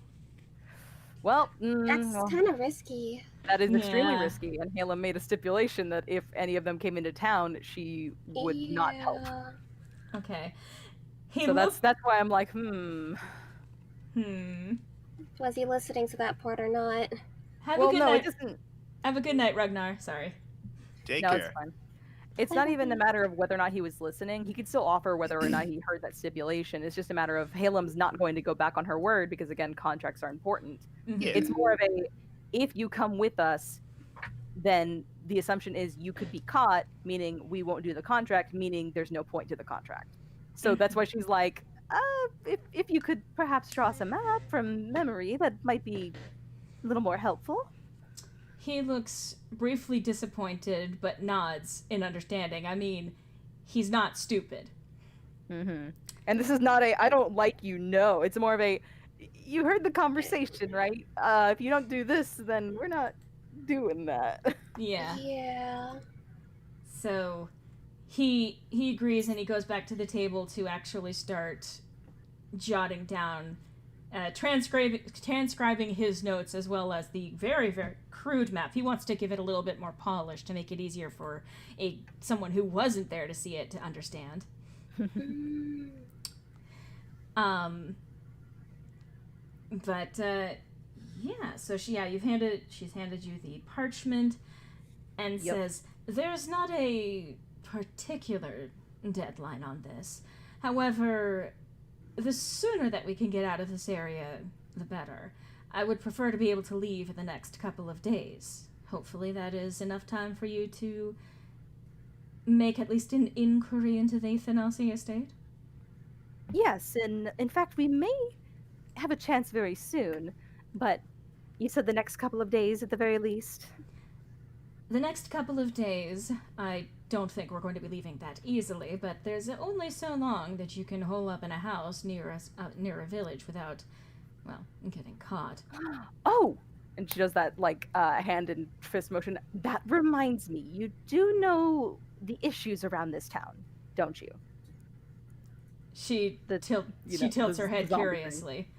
The whole undead thing. Undead thing. You will need to be careful at night. Do not go out and, in fact, board the windows and doors if you can. I'm not entirely certain on when this happens, but we did have a run-in trying to save our friend Lyranus here. A certain amount of undead appear at night in the forest.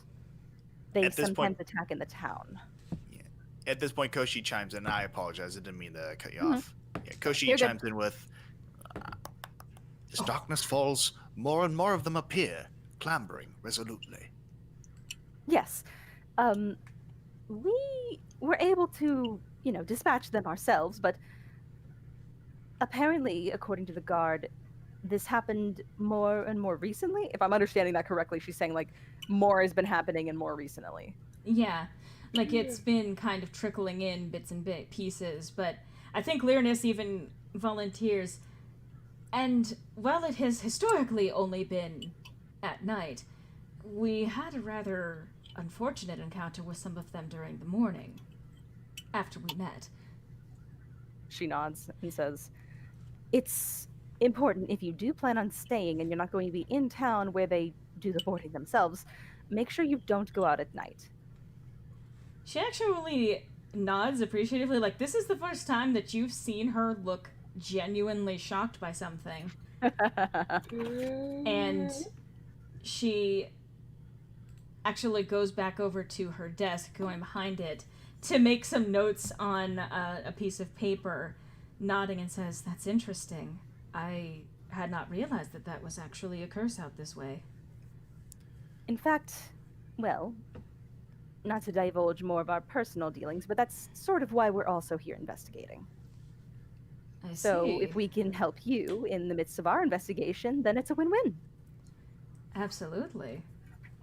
I mean, certainly it's no skin off of my nose whether or not these undead creatures happen to continually harass the town. That is their business ultimately, but it would be bad to run into them, just in general. It's not a good look whenever one of those creatures manages to sink their teeth into you.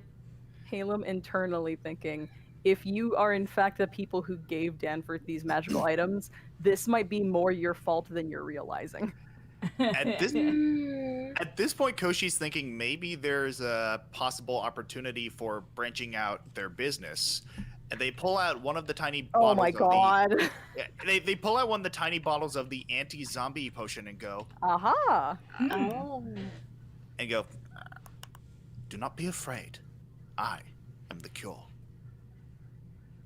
Oh yes. Good idea. Good idea. Lady looks at the potion, and what's that? This would be to help you if, in fact, anybody was attacked and or bitten. This should be able to. Well, actually, is it a cure or is it a ward? Can't remember. It's not a cure. What it does is that it basically it doesn't stop you from dying from a potential illness. It just prevents you from coming back. Yeah, So Koshi's this not is going to- to say that necessarily, though.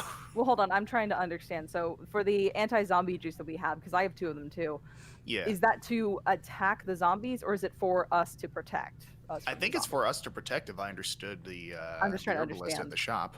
Yeah, basically the anti-zombification is if you find yourself actually attacked by it, by a zombie or something, like especially ones related to this particular curse, this potion will ease some of the symptoms, give you a better chance of actually surviving that kind of illness, and it will also make it so that if you do end up passing away, you don't become a zombie. Yeah. Okay. So then to kind of go back to what Halen was saying, just saying this would be for if anyone unfortunately did get attacked, bitten, etc. by one of these zombies, you would want to use this on them to help ease the pain and the symptoms of it.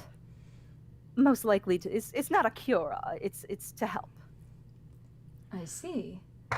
And she looks over to Koshi and she holds out her hand and then pauses and says, like, she kind of looks at him with, like, or at them with a cunning glint in her eye.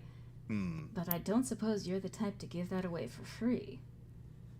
At this point, Koshi goes, "If you're good at something, never do it for free." And they put away the potion and pull out, because I think you mentioned previously that Koshi has like a forgery kit to make like fake cards and stuff. Something like that? Koshi pulls out a different kind of card, one with a special emblem. an emblem that is representative of Doc in the city they're from, Huh. and hands it over to the dwarven lady, and goes, "Why don't you come up and see me sometime?" Why don't you come up and see me sometime? Yeah. I'm guessing. So you could do Marilyn Monroe better than me. Was that Marilyn Monroe? I believe it was. Well, I could be mistaken, but it's one of the classic old Hollywood babes, and I don't Yeah. remember off the top of my head, and I hate that. But the sudden female voice coming out of Koshi, and then she's like, "Ah, yes," but like, Mae West, sorry. oh, okay, cool. So she looks at that card, and then I'm actually gonna quickly see. Ooh, Would that also involve like a deception roll on my end? for what exactly? For basically saying that Koshi is responsible for these potions? Oh, for implying that he made them. Yeah, or at least has some hand in, handling them. Okay. Yeah, that would be a deception. But that's a Alright. lie. Ooh, That's why it's boy, a come on. deception roll. Don't fail me now. Fuck. Yeah, no, she does not believe that for a moment. She kind of was like eyeballing the card, eyeballing the potion, and then I'll even say like depending on how much she can actually see of what Koshi is carrying on them at that time, one way or another can kind of she just like they were able to pick up on the fact that these people were the criminal element. Mm-hmm. She can sense very much the same about Koshi, and smirks and says, "Interesting. Well, I'm not going to say that it wouldn't be potentially beneficial to make further arrangements with you, but I might just go to the direct supplier instead of you. But we might be able to work together at some other point with something else." Caleb was like, I tried. Yeah. Specifically didn't offer to give them any because she's like, oh, if Koshi wants to try and sell something, well, that didn't work. Lyranus, They really cannot get a break with that. They're gonna get it, I promise. You just need to make your approach with a little less deception and a bit more. Well, I mean, deception still works. I will even say, like, we're in the middle of, like, a non-particularly populated town. If you get to a bigger city, like the next near one, like where Koshi just came from, Fearenwall, you're gonna You'll have find more more opportunities. You'll even be able to have an opportunity to roll for, like, a general hitting the town and, like, trying to sell to different people. It's, like, a very specific mechanic, even, that I looked up a couple of tables on. But, like, literally, you can do a profession job. You roll for it, and for a number of days doing this type of work, you can get a certain amount of money for that work that you roll for. So I would love to do that. Oh, yeah. you're not going to be able to do that out here because you can't randomly hit marks. There's so few people that you kind of have to hit them individually. But in a bigger city, there's more opportunity to kind of interrogate more people and try and get more people to buy stuff that you're selling. Yep. Yeah, I mean, Koshi will. I'll even say Koshi isn't necessarily in this point all that disappointed, but that this little wool over the eyes attempt didn't go through because they can at least respect, flame recognize flame. Mhm. That was the quote I was trying to think of. Yeah. Yeah. So, I mean, she does appreciate the offer and I'll even say this. In fact, Koshi, roll. I mean, any of you can actually roll insight on this if you want. Oh, Okay. Lyranus actually caught this too. Cool. Damn. Yeah. Why couldn't I have Flo's rolls? Ariadne, you are not. You're not able to pick up on this, but She's zoned out. It's fine. She's thinking over what they have to get and like the difficulty and the tangled web is which is being woven here. But like you guys, Halem and Koshi and Lyranus managed to pick up on. She appreciates Halem for the the boss lady connection, but she has a different kind of respect for Koshi in that they're making the attempt that they not only recognize each other, like they run in similar enough circles, but there's the fact that they're not just giving it away for free. They're trying to set up some kind of business, that this isn't a one-time transaction either. Yeah. Trying to set up an arrangement that would be financially beneficial to them. And so from her perspective, this is going to be someone she wants to work with. I mean, maybe mold a little bit of their ability to actually convince people of certain shit, but if someone is comfortable lying for the sake of profit, that's going to be worth keeping an eye on. Yeah, and Koshi does still offer the card, and basically it doesn't have like an address or anything, just like a sigil, like a little symbol. Basically, like, if you see that like faintly etched onto or painted onto a surface, like in a bigger city area, that will be an area of influence for Koshi and the people who work for Koshi. Right. I love the chat, by the way. Ariadne wants to know what the title of the book is, that's all. Yes. You're And not also- even wrong. She does want that. And Griffin, please read the one before that. All right. Koshi Zombie Cure, 25% off. Only today. Makes you immune to your in-laws or zombies. I love What's you the guys. difference? I mean, I think that's the joke. But yeah, so she accepts the card, does a little bit of a fancy twirl among her fingers while just looking at Koshi, so she's not even looking at the card in her fingers, and then slides it into one of the multiple pockets that she has inside her cloak on a belt that you guys can't see. Yeah.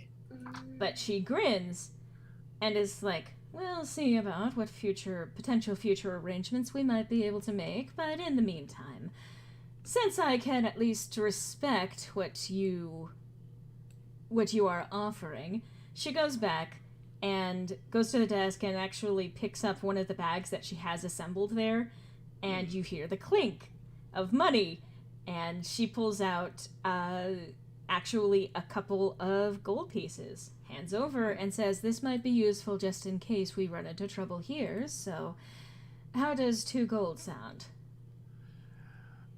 At this point, Koshi goes, I see you have an eye for things. You know what I'm talking about. Thank you. All right, so go ahead and add 2 gold, but remove the 1 potion, potion of anti-zombification. I will Alright. even say, and I'm going to have to actually literally write down this note, that y'all gave them an anti-zombie potion. Mm-hmm. Yep, because as soon as I realized, like, oh, we're holed up in this house, Halem's like, holed up in a house. Oh, no! Yep. Oh, they don't know! Yeah. It's And- like, uh-oh. Because let me fucking tell you, it's good that you guys are thinking about these kinds of things, because I'm sure it's obvious that at some point there's going to be something of a climax to the story of everything that's been going on in Vermouth. And all of these little things that you guys are doing are going to have an impact on the outcome and how things play out during the climax. Oh, dear. And that's one of those, the Dwarven lady will remember this kind of moments. Oh, yeah, absolutely. The I hope she game, does. the game will actually tally the choices that you guys are making. Hell yeah. So, it's a good thing you guys did that. I'll say that much. Basically, it's a good idea if you can prevent more zombies from being made. Just saying. Yeah. And Yeah, giving that them the makes sense. giving them the warning in the first place. Because Um, I literally, as a player, couldn't remember if they knew, because the rumor is kind of in and around the town. It's like, okay, they've been here, so maybe they know. So that's why That's Halem right. checks, because it's like, if she assumed they didn't know the guard were after them, okay, that's one thing. But then she's not going to assume, okay, then they obviously know about the zombies here. Yeah. Oh. Did we tell them specifically that there might be guards out there in their Yes. area? Yeah. Yeah. Okay. Cool. Oh, no, the guards that we were looking for. No, we haven't done that yet.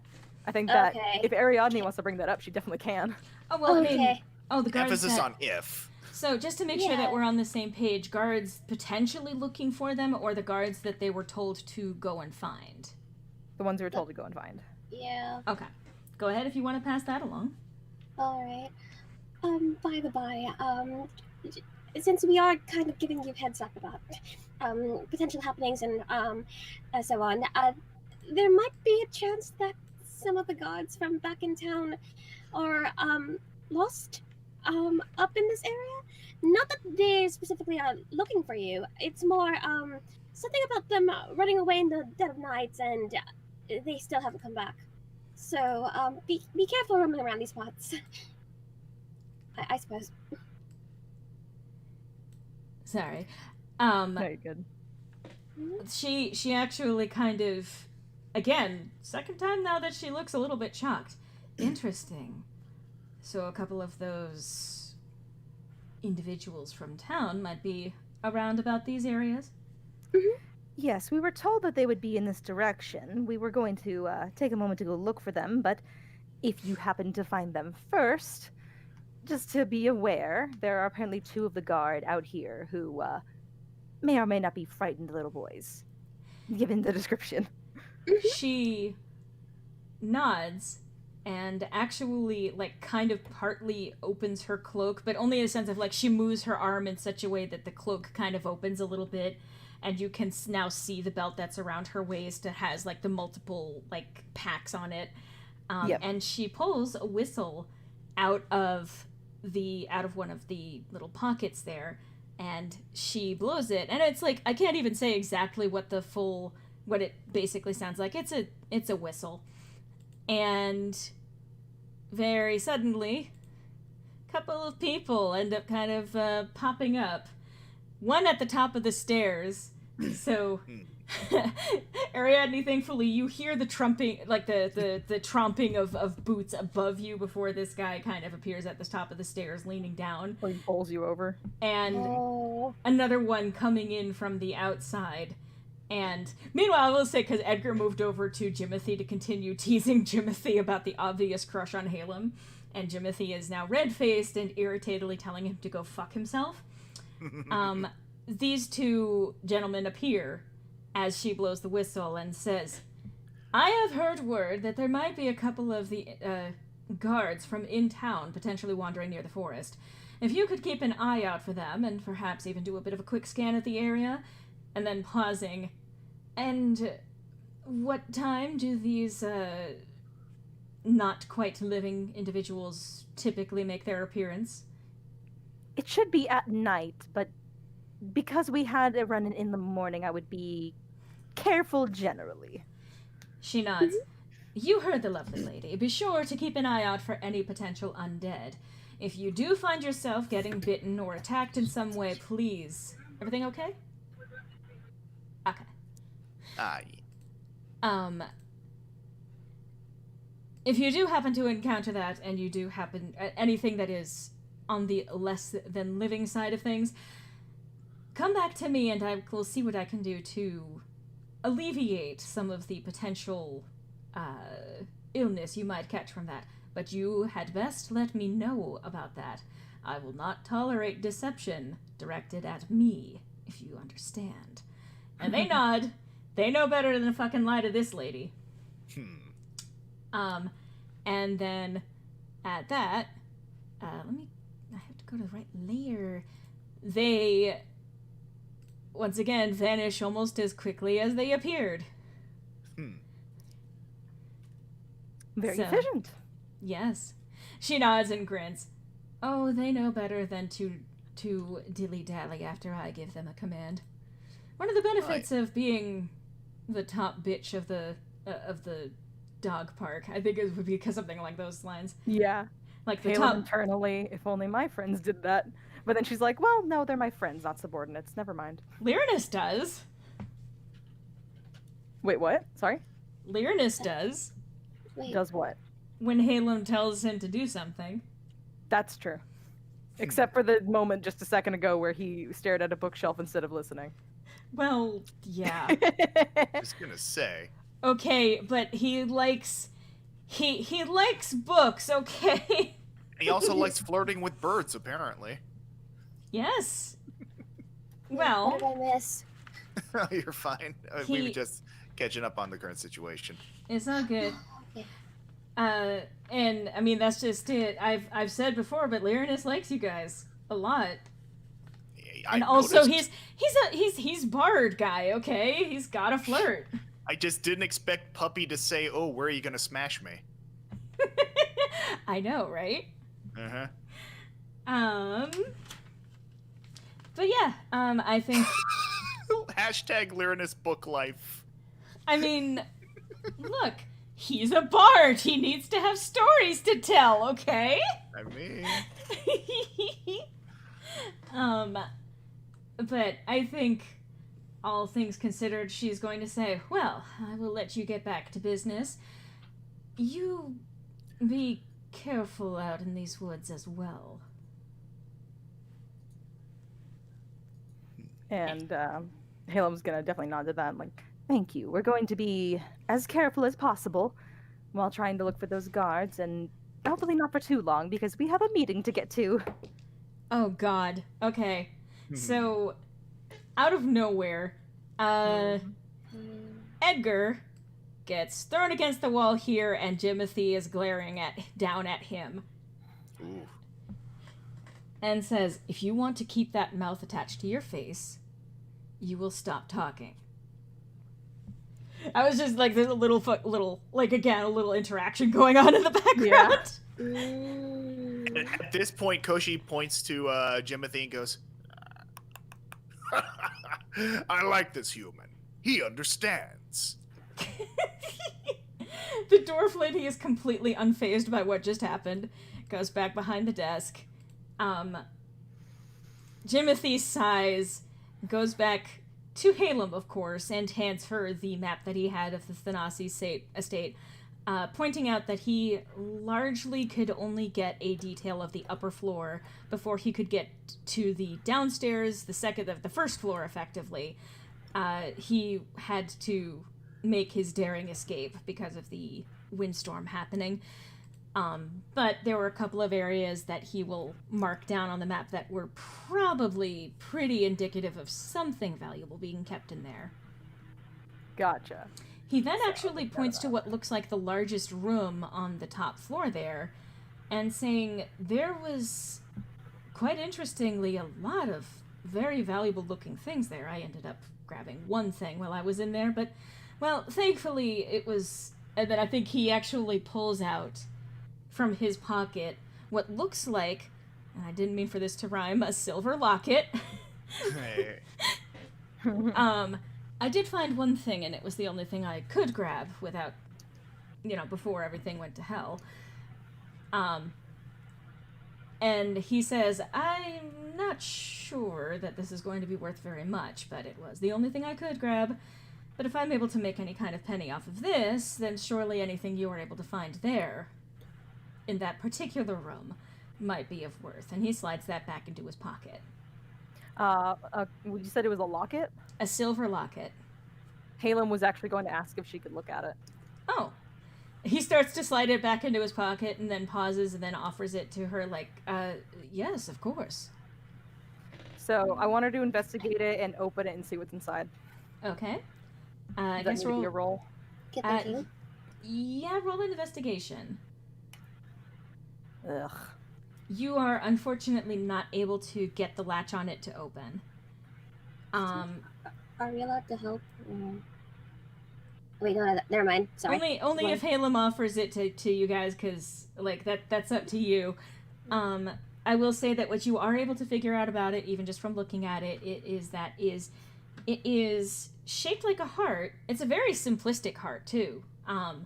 Like, not overly ornate or anything. It is silver, like that's straight up, and it looks like something that would be worth maybe at least a handful of silver, if not like a gold or two. Mm-hmm. But I think roll insight for me. Sure. Okay, you're able to tell that this is designed in such a way as to appeal to a younger person, more like a child than an adult. That's why I wanted to look at it. So I think Halem's going to ask, Jimothy, were you able to get this locket open? I want to see. He shakes his head Unfortunately, no. It seems that the hatch on that is particularly well and truly caught. I was not able to get it open myself. Would you mind if we tried to open it? I know He- this is your catch, of course. I ask your permission. He kind of he smiles awkwardly and says, "I mean, if you're able to open it, perhaps whatever is on the inside might make it worth even more. So, I have no objections." I mean, She I'll even smiles say at this: that. Koshi has thieves' tools. I was about to Yeah. say, like, she smiles at that internally, like, if the inside is what I think it is, you're probably not getting this back from me. So she turns to Ariadne and Koshi and goes, oh, well, technically all three of them, but like she's kind of turning to the party, like, does anybody have something to pry this open? Koshi, you probably do, yes? Koshi already has their tools out, and Oh, he I sort of see. is grabby handing towards the locket. Okay, here you go. Be careful with it. It's not yours. At that point, like, sorry, but I've been waiting for an excuse to use this quote. Question: what if I see something that I want to take and it belongs to someone else? Then you give it to me and I give it back to them. Open it, please. Jimothy says, To continue with the quote. But what if I want it more than the person who has it? Jimothy says, "Look, that we literally trade in that entire concept, but It's a What tool you- that could help us later. here's the thing, since I found it first, if you want it more than I do, then you're gonna have to pay me for it." At this point, Koshi decides to just, go forward with trying to open the locket. So, would that be, You let's would see. click on your Thieves' Tools proficiency. Okay. God Cool. damn. You are actually able to get it open. Cool. Hell yeah. So what you see on the inside is, because this would have been, it's a carving, an engraving, saying to my Emily, and there is what looks like a single. I mean, I don't want to say, yeah, no, it's a single little pill, and roll medicine for me. You got it. Let's see here. I'm Nice. on a roll with the medicine rolls. Oh my god. God Hey. damn. Okay, Everest so said medicine kit. And her medicine kit. here's what you're able to tell. That particular little pill is basically I'm trying to think. It's basically like an emergency type thing, made of a particular different, like, it's a particular blend of very, very potent herbs and all of that stuff, and something that is meant to be taken in the moment of someone potentially on the verge of dying from something. So cyanide pill. No, the No, opposite. The Anti-cyanide. opposite. Oh, okay. Someone who wants Yeah. I thought you were implying it's something that someone takes, like when In a like, dire they want situation. to instill death. I to. apologize. No. They it's the sort of pill that like would give you like an immediate health boost, something that would likely at least stabilize you. I wouldn't Like- even have a word for it necessarily, but basically Like if someone an has instilled adrenaline rush. yeah, if someone's like having cardiac arrest, someone would take this little pill here Yeah. and it would it's- stabilize them from dying. It's hard to Ooh. find a one-to-one equivalent in the real world because, like, obviously you could even equate it to like, oh, it's like an EpiPen because it saves your life from this. But in the D&D terms, it's like a condensed healing potion meant to stabilize. Yeah. Oh yeah. It's more Okay, like cool. it's more like running a medicine check to stabilize someone from dying. Like in terms of the mechanics, it's literally someone is rolling their death saving throws, and this Get out is of death the save free. Yeah, Yeah. it's like in those, like in some scenes in movies where like someone is on like death's door and someone pulls out like the syringe of adrenaline and slams it into their chest. yeah It's that, but in pill form. Okay, cool. yeah. So, So does Koshi reveal any of that to the others? Koshi cannot read, so they don't really take anything away from the written message. can And read. yeah, they hand over the locket to Halem while like closely holding the pill between their claws and investigating it. Like they They know what this is. They're not entirely certain how they know this, but Hmm. they certainly know what it is, and they realize like this could potentially be used for any number of purposes, both for the party as well as for some potential merchandise down the line. So, I have a quick question, DM wise. Did we ever meet an Emily or hear about an Emily? Because I'm no note.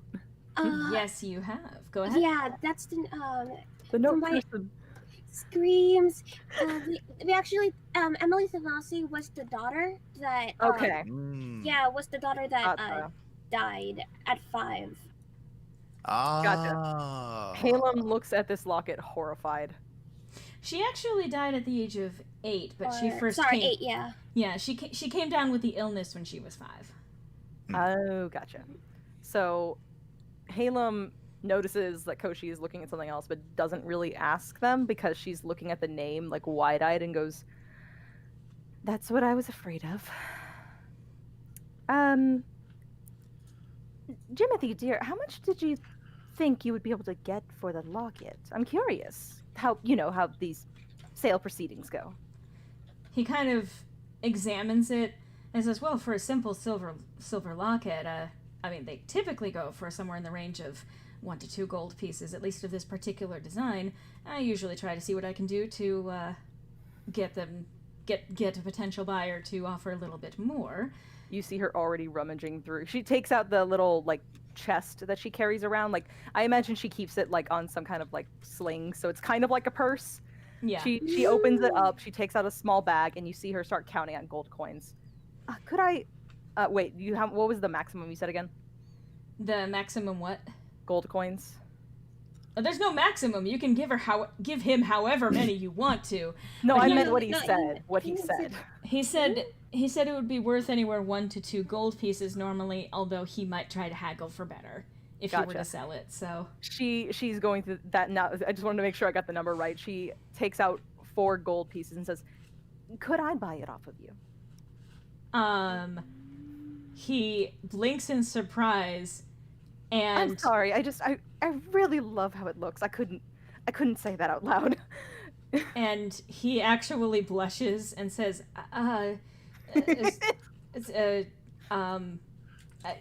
you can go ahead and keep it, actually, if you think that it's going to be something that you want, or perhaps it might help you if you wanted to sell it yourself." Oh, are you certain? Oh, I don't plan on selling it. I think I shall hold on to it for a very long time, but I just wanted to make sure that I didn't just take what you found, of course. And okay, he's okay. Hey, let's go. Hey, He's Pitch Pog. he's still bright red in the face, and he says, "No, please go ahead and hold on to it." He then kind of smiles. "Even if you just like it, then I'm grateful that I was able to grab it when I was." She smiles at that, and she'll start putting everything away, and then including the locket, but she'll have it in her hand. She puts the gold away, and she says, "That means so much to me. Thank you. You didn't have to do that." Edgar starts grumbling. Timothy glares at him. I will say that the dwarf lady is looking at this exchange with interest. Now Halem's gonna turn to Koshi and say, is it very apparent that Koshi is looking at something?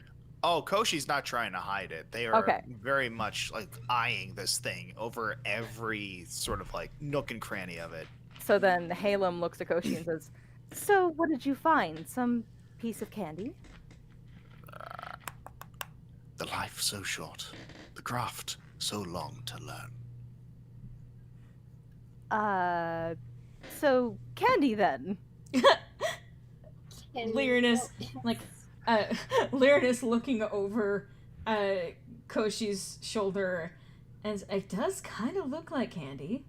Koshi immediately sort of like tucks it away, like giving Lyranus a dirty look before hobbling over to Ariadne and sort of like showing it to her to investigate. Oh, Alright. okay.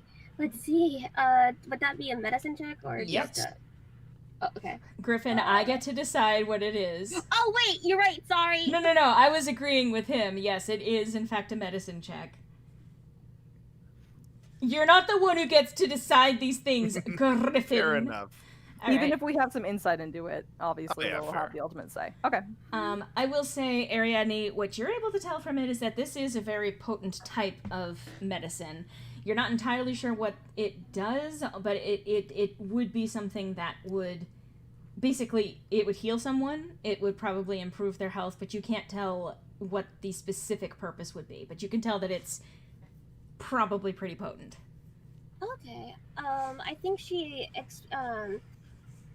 gives that information to Koshi, and then she'll ask where he got it from. Yeah, Koshi gestures over towards the locket that Halem was holding, and then sort of looks over, again, continues holding it sort of like in line of sight between him, themselves, and Ariadne, going, "It's ironic how you feel most alive when your heart skips a few beats." Fuck you. Anyway. Ooh. And of course, I immediately just this wouldn't technically work in character, but I just picture Lyrinus kind of like humming to himself at hearing Koshi say that. Isn't it ironic? Don't you Jesus think? fuck. And as Koshi is putting the pill away, they go, "Adrenaline is my drug of choice." Oh, I see. So it was some kind of medicine then. Koshi nods. Oh, so not candy. I assumed it was based on. Well, maybe I have sweets on the brain. No, And it's an easy mistake to make. Oh God. Internally, Halem's like, why doesn't anyone play along with me? Aw. I'm sorry. trying to I'm hide sure important Timothy would love information. to. I am trying to hide information from thieves that they would be like, no, you can't take that medicine. We're going to charge you for it. Thankfully, it doesn't seem like the case, but Halem's like, well, never mind that, I guess. I just have sweets on the brain. Okay. Codfish. Is she allowed to ask to just have a look at the locket real quick? Oh, and yeah. put it If back? Ariadne comes over, she would definitely just hand over to look. But Yeah. giving her a knowing look of like, yes, that it does say what do you think it says. Okay. Their eyes meet, and it's like looks down at the locket, looks up at Halem. Oh. Also, hi Zach. Welcome. Hello. Hello, Zach. Hello. Wasabi. What? Yeah. Okay. So These are spicy children. I have a question for the team and DM. Mhm. Is there anything else we need to discuss with them, or should we like be like, all right, it's time for us to go? I was actually going to be asking that myself. I think because you've got the mission, you've got that squared away, you gave them relevant warnings. Yeah. The only thing I was even going to happen is that as soon as Halem said, I have sweets on the brain, Jimothy went over to the multiple sacks that they have stacked up over there, and he actually comes back with a very carefully, what looks like a somewhat wrapped package, but it's very clearly like a food package of some kind. It says, well, if you want something sweet. Oh. Thank you. Very genuine thank you, because Ariadne loves sweets. Oh, sorry, no, Halem loves sweets. I'm sure Ariadne loves sweets too. Halem loves sweets. So having that like whole thing like, oh, let's try to hide the medicine. No, never mind. Turns around, actual sweets. Like, oh, I Nice. assumed it's candy. It's basically what looks like a cube, like a block, like wrapped up in a bit of fabric and tied with like a thin ribbon of some kind. Aw. It feels like even just the weight of it feels a little bit on the denser side, but it's like it's something that would fit like in the palm of your hand. I'm doing a gesture and no one can see it. Oh, I can see it. But like it's something that would fit right in the palm of your hand, so it's not huge, but Yeah. he then smiles and says, I mean, we trade in more than a handful of things, anything that might happen to, you know, be what anyone might want, anyone from a full-on adult to a child, or a lady of discerning taste. But this is a little bit harder to come by, as a matter of fact, and Dwarven lady, looking at the situation, Well, I mean, you've already done so much for us for agreeing to help. So, here, if you would like. Halem's gonna look at the back of the dwarven lady too, because I think she would probably have noticed if he like looked at her. And Halem kind of whispers like, "Do you think it'd be more appropriate if I paid for these?" Jimothy is not looking at the dwarven lady. He is looking at one lady. Okay, valid. She's looking at him, though. At the Oh, moment. okay. Yeah. All the way around. Yeah, Koshi will even walk over to the dwarven lady and go, Twitter paid it. She smirks and says, "I'd gathered as much." Okay, so if he's not looking at her, then I don't think Halem would have looked back, because I'll be honest, she's more focused on the candy now. Yes. Understandable.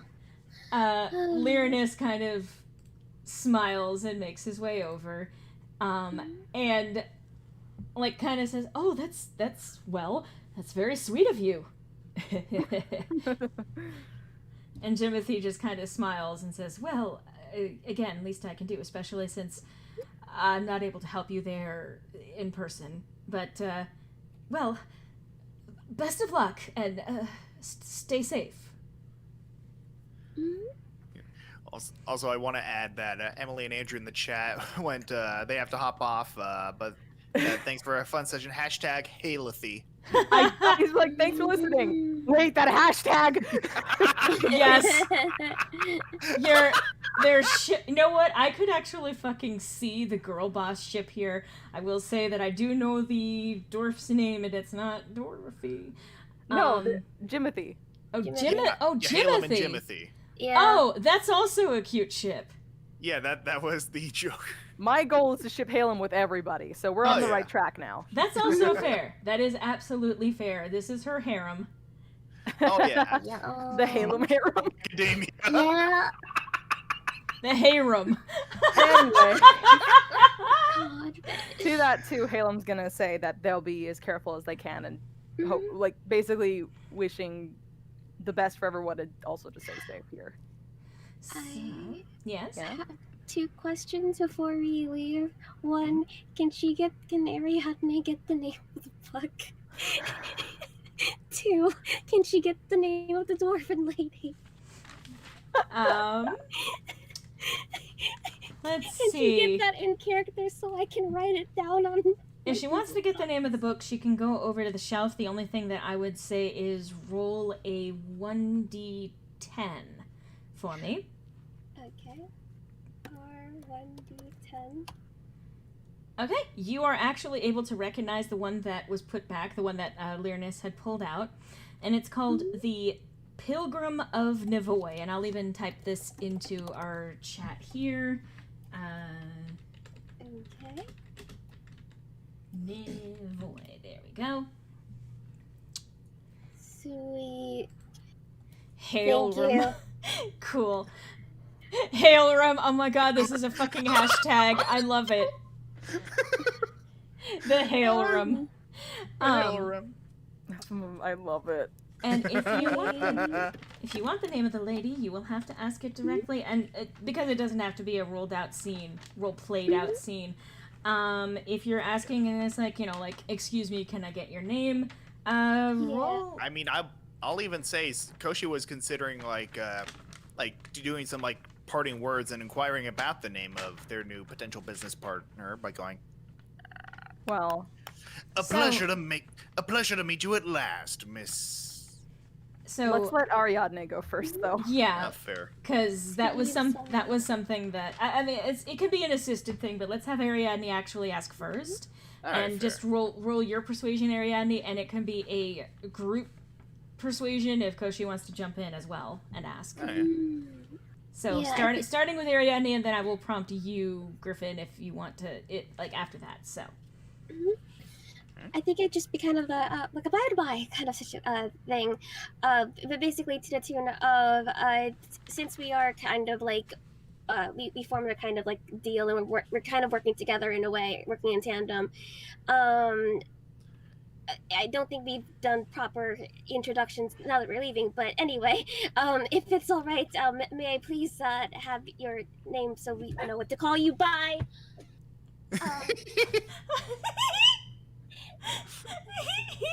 Yeah, so like a name, if that's. Oh, I'm so sorry, Jane. It's okay. For reference, Jane occasionally has to deal with the shenanigans of her little dog. That's what you heard just now. Pupula. Yes. But, oh goodness. And this is a roll persuasion, but oh no. Puppy emergency. Of course, Zach picks up on Pupper. Oh, yes. Also, I do have a plan for where we can leave off the session, and it's going to be basically another cliffhanger thing. I'm Okay. so sorry about that. That's It's okay. all good. It's okay. Roll persuasion. No! Oh, okay. We'll take the Oh. first one. Oh no. Yeah, persuasion was the second one. Yeah, persuasion was the second one. I'm gonna still go with the first roll. It's just instead of the +5, it's still. I mean, That's either fair. either way, it's roughly about the same anyway. Yeah. Okay. Yep. And you actually get a nod from her, Koshi, if you wanted to add like what you said before, the Mhm. make your Yeah. acquaintance. She goes. Yeah. She smiles and says, "You can call me Leandra." And I'll type this as well if you want to be making notes of this. Leandra. There we go. That's her name. Leandra. Okay. A pleasure to meet your acquaintance, and thank you. Ariadne, my name. So it's fair, because I did ask for yours, and yeah. And at this point, Koshi offers a hand while going, Get Koshi. Gire. Interesting. Okay, cool. She kind of blinks for a moment and then smirks. What was the definition of the name again? Like friend?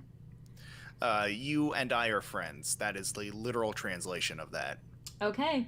She says, "Perhaps we can be, friend." Mmm. I mean, she's mentioned that she deals with literally going out to find rare artifacts. Older languages would be among them. The things That that is she is, fair. older languages would be rather important to navigating that kind of thing. So, yeah. She acknowledged what he just said. So I am going to do a con check to see how Koshi takes that. Oh. Ooh. Koshi is actually taken quite a bit off guard. That, this person seems to understand this. But nevertheless, they don't, throw their hand back or anything, but you can tell there's just a moment of, I now see what I'm dealing with. Uh-huh. You don't fuck with Leandra. Oh, yes. 'Tis a cute pupper, not worries. So you, Lyrinus also is like, and I'm Lyrinus, and I'm Lyrinus. Like, he comes over and he's like, yeah, offering the hand, Yep. which she does, lightly accept, and they shake, and I'm Lyrinus. And I think he, opens the opportunity for Halem if she wants to do the same.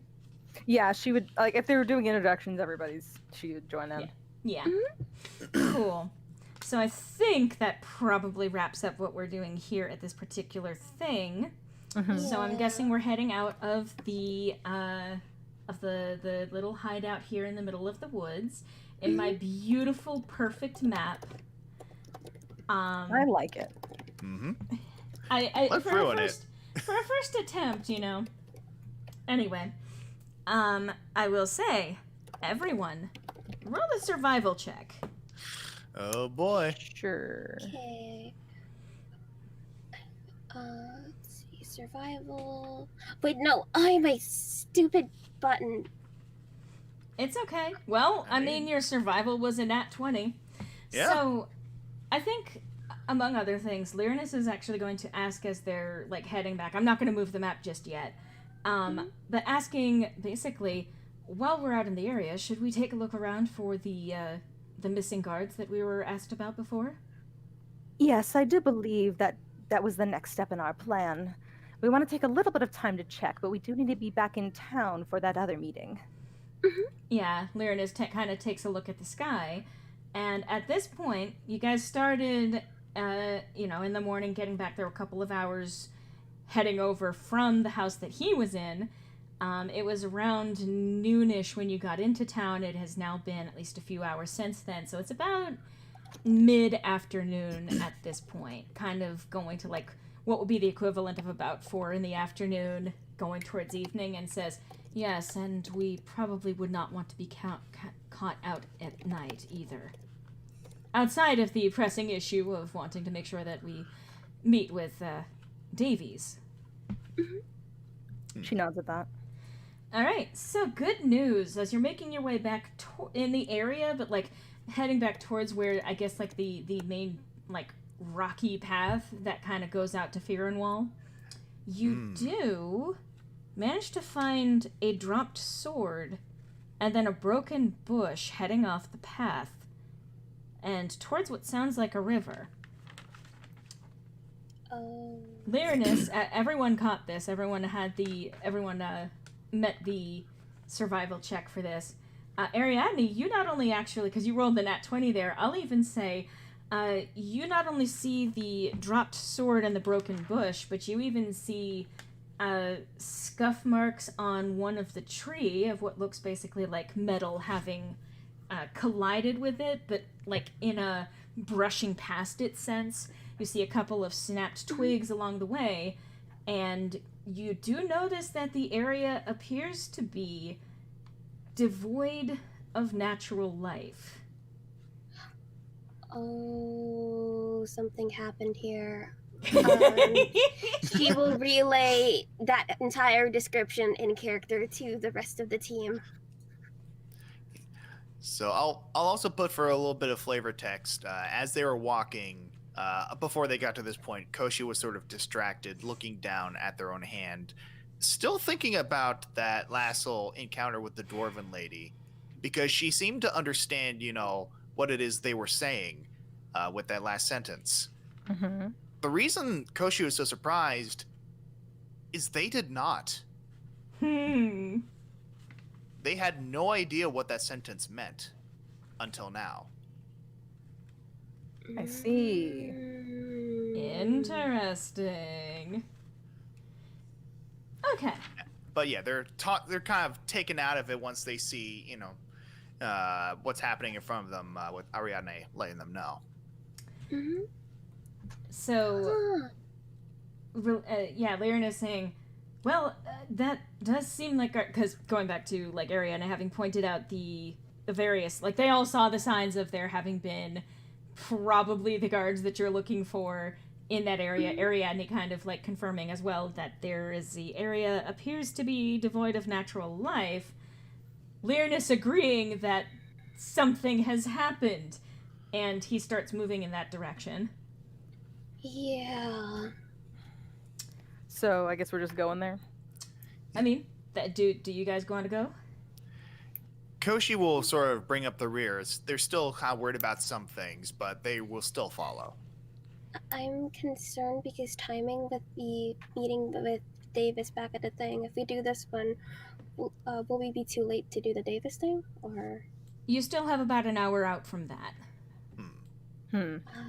Okay. As long as it's still daylight, then yeah. I'll even say this, like, I know that you guys are like, there's still daylight.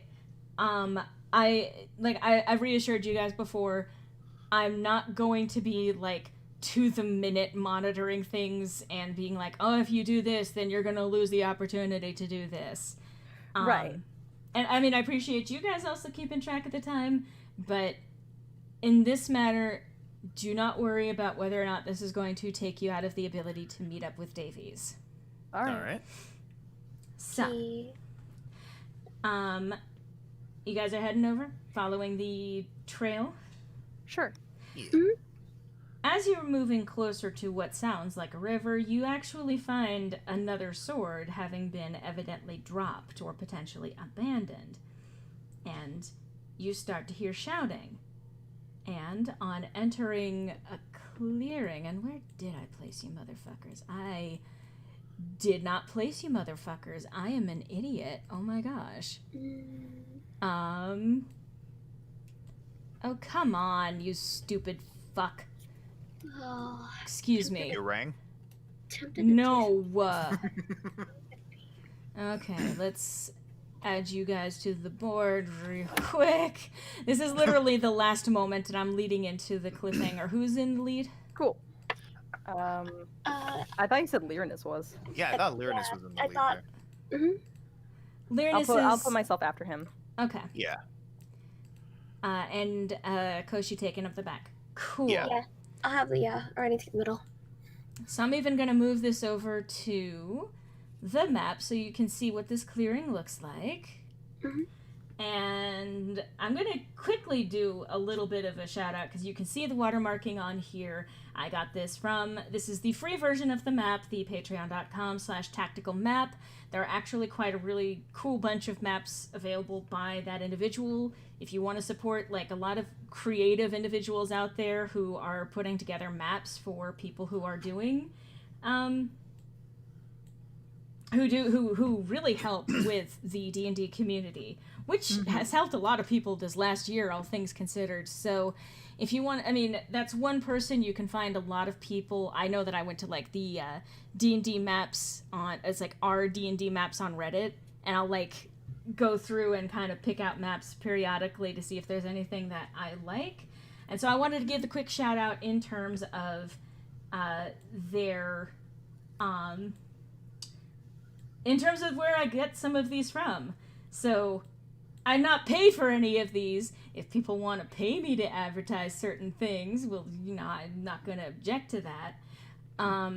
But anyway, you guys come up at the southern end of this map, in case you guys were wondering where you are.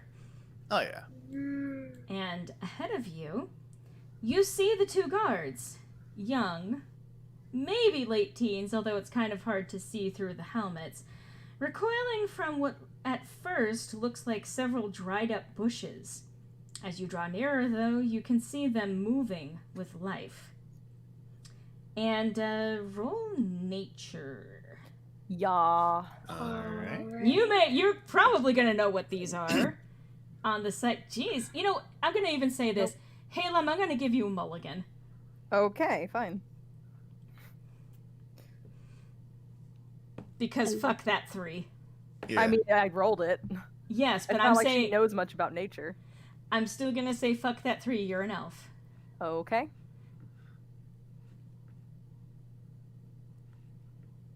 Did you want me to re-roll, or is... Yeah, Yeah. that's what a mulligan is. Is you get a do. It's basically a redo.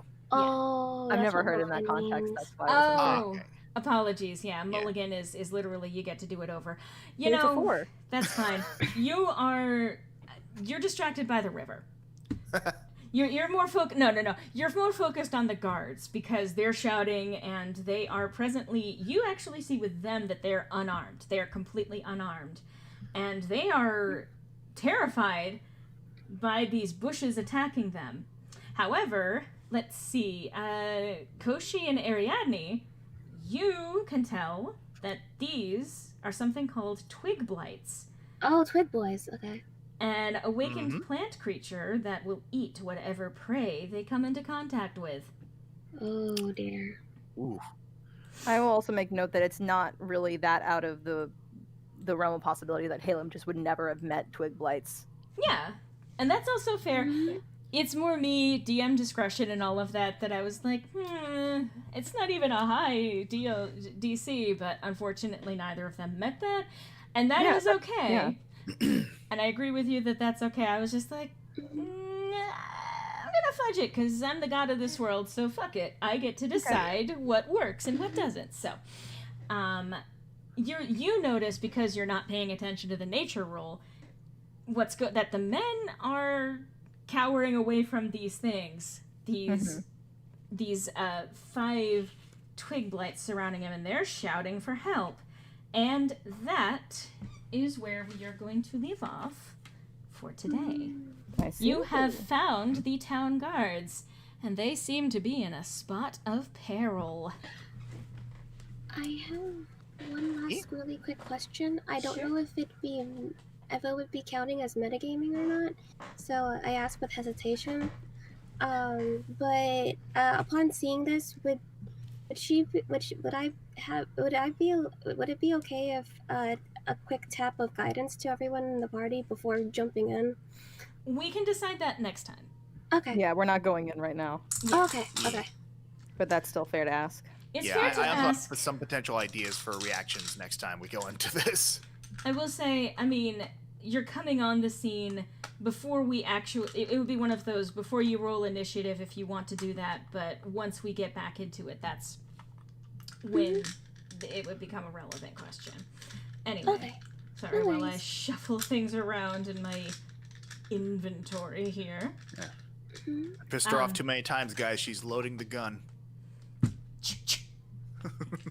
Mm. But hey, so congratulations! You met with the bandits. You also met Hilda Brackland. Yeah. No one has been unreasonable with you so far, outside of Davies being a fucking dick. Oh, yeah. Yeah. But I mean, that's kind of expected. He's spoiled brat boy, so Oh, yeah. well, spoiled, but then also neglected. It's complicated. Anyway, I mean, why do you so- think Koshi shot an arrow near them? I don't have to wonder. Anyway, so here we are. Brought us back to the main the screen future. over here. You can see, by the way, the party as assembled, again from left to right: Koshi, Halem, Lyrinus, and Ariadne. I guess, this was fun. I had a lot of fun. Did you guys have fun? Yeah, Hell it's really fun. You found out quite a bit, and you've now struck a bit of a deal with with Leandra, as well as the other bandits that are in that group. Hopefully you're able to investigate what's going on. It'd be really cool if you could actually collect those items for them. Mm. And I'm actually really impressed that you guys are remembering things like, hey, let's warn the people about the zombies, maybe? And warn them about the guards. They had some degree of knowing that the guards had been kind of onto them a little bit, but Right. it's still good, and this is one of the reasons why I'm really happy that I'm playing with you guys, that you're thinking to those sorts of things. So, Yeah. hopefully, you guys who came by to watch, I hope you guys had a good time watching as well. And I just want to even reiterate, we meet every other week, barring health complications or anything along those lines. But it's every Sunday, or every other Sunday, at 4:30 p.m. Central Time Zone is whenever we meet. You can also follow at the Serenia Studios Twitter, which is always, again, linked in the description. If you want to get in, there should actually be another another poll going up on Patreon between now and next session to see what you guys might be interested in helping the party out with, or not helping the party out with, coming up probably in the next session, in fact. We're building up pretty close to the climax of Vermouth here, which I'm pretty excited. So if you want to have a hand in the poll and a hand in the events as they kind of unfold for these characters, feel free to become a patron. Even just $1 a month, you will get to vote and affect the reality that these people live in. So there's that. You can also do, again, one-time tip over at thecoffee.com/mlorelei. That's even just like, again, if you like the show and you want to show appreciation for that, that's effectively a little bit of a tip jar there. That all said, so that's all of the call to action stuff. Outside of that, the fact that you guys were here watching today, I appreciate that so much. I see that some of y'all have decided to like the video. If you know anything about YouTube, you know that they look at a handful of things when it comes to what they call engagement, and you can't see me doing the quotation marks with my hands, but things like commenting on the video once it goes live, things like the likes, things like, obviously if you're not subscribed, then, well, subscribe, things along those lines. It tells YouTube, like, hey, people like this stuff, so be sure that they actually see it. And like the thing of hit the bell, like I know that's like everyone going through the whole list, it's obnoxious, but they literally don't send out videos to people unless you actually hit the bell to be notified about it, which is annoying just in general. So if you want to keep track of everything, you can follow it through the Twitter, you can hit the notification bell so that they will literally ding you whenever, or ping you, I should say. They will ping you whenever another video goes up on the channel. It's not like he's gonna go vigilante or something. Been enjoying these streams. And even if you're not watching these live, like, if you're watching these after they go up on the channel, I usually try to put them out on the Wednesdays following after streaming.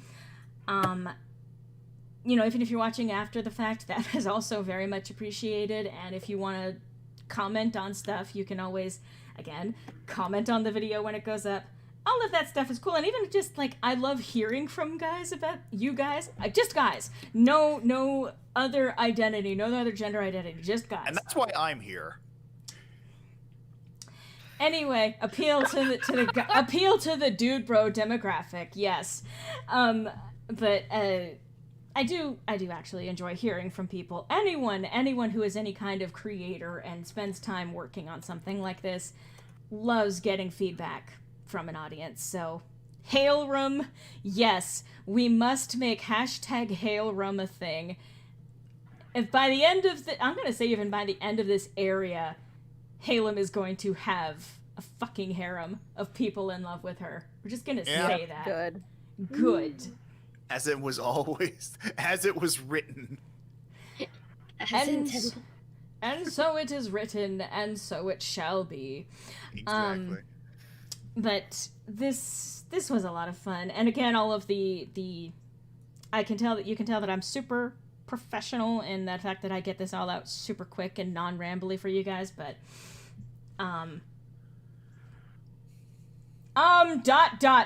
anyway, this will conclude it for today. Hopefully I will see you guys in a couple of weeks. Again, everything that I already talked about. Thank you guys for joining me for playing the game with me today. So those of you in call with me. Yeah. This has been fun, and yeah, I will see you guys in 2 weeks' time. Take care, everyone. Bye, everyone. So long. Bye-bye.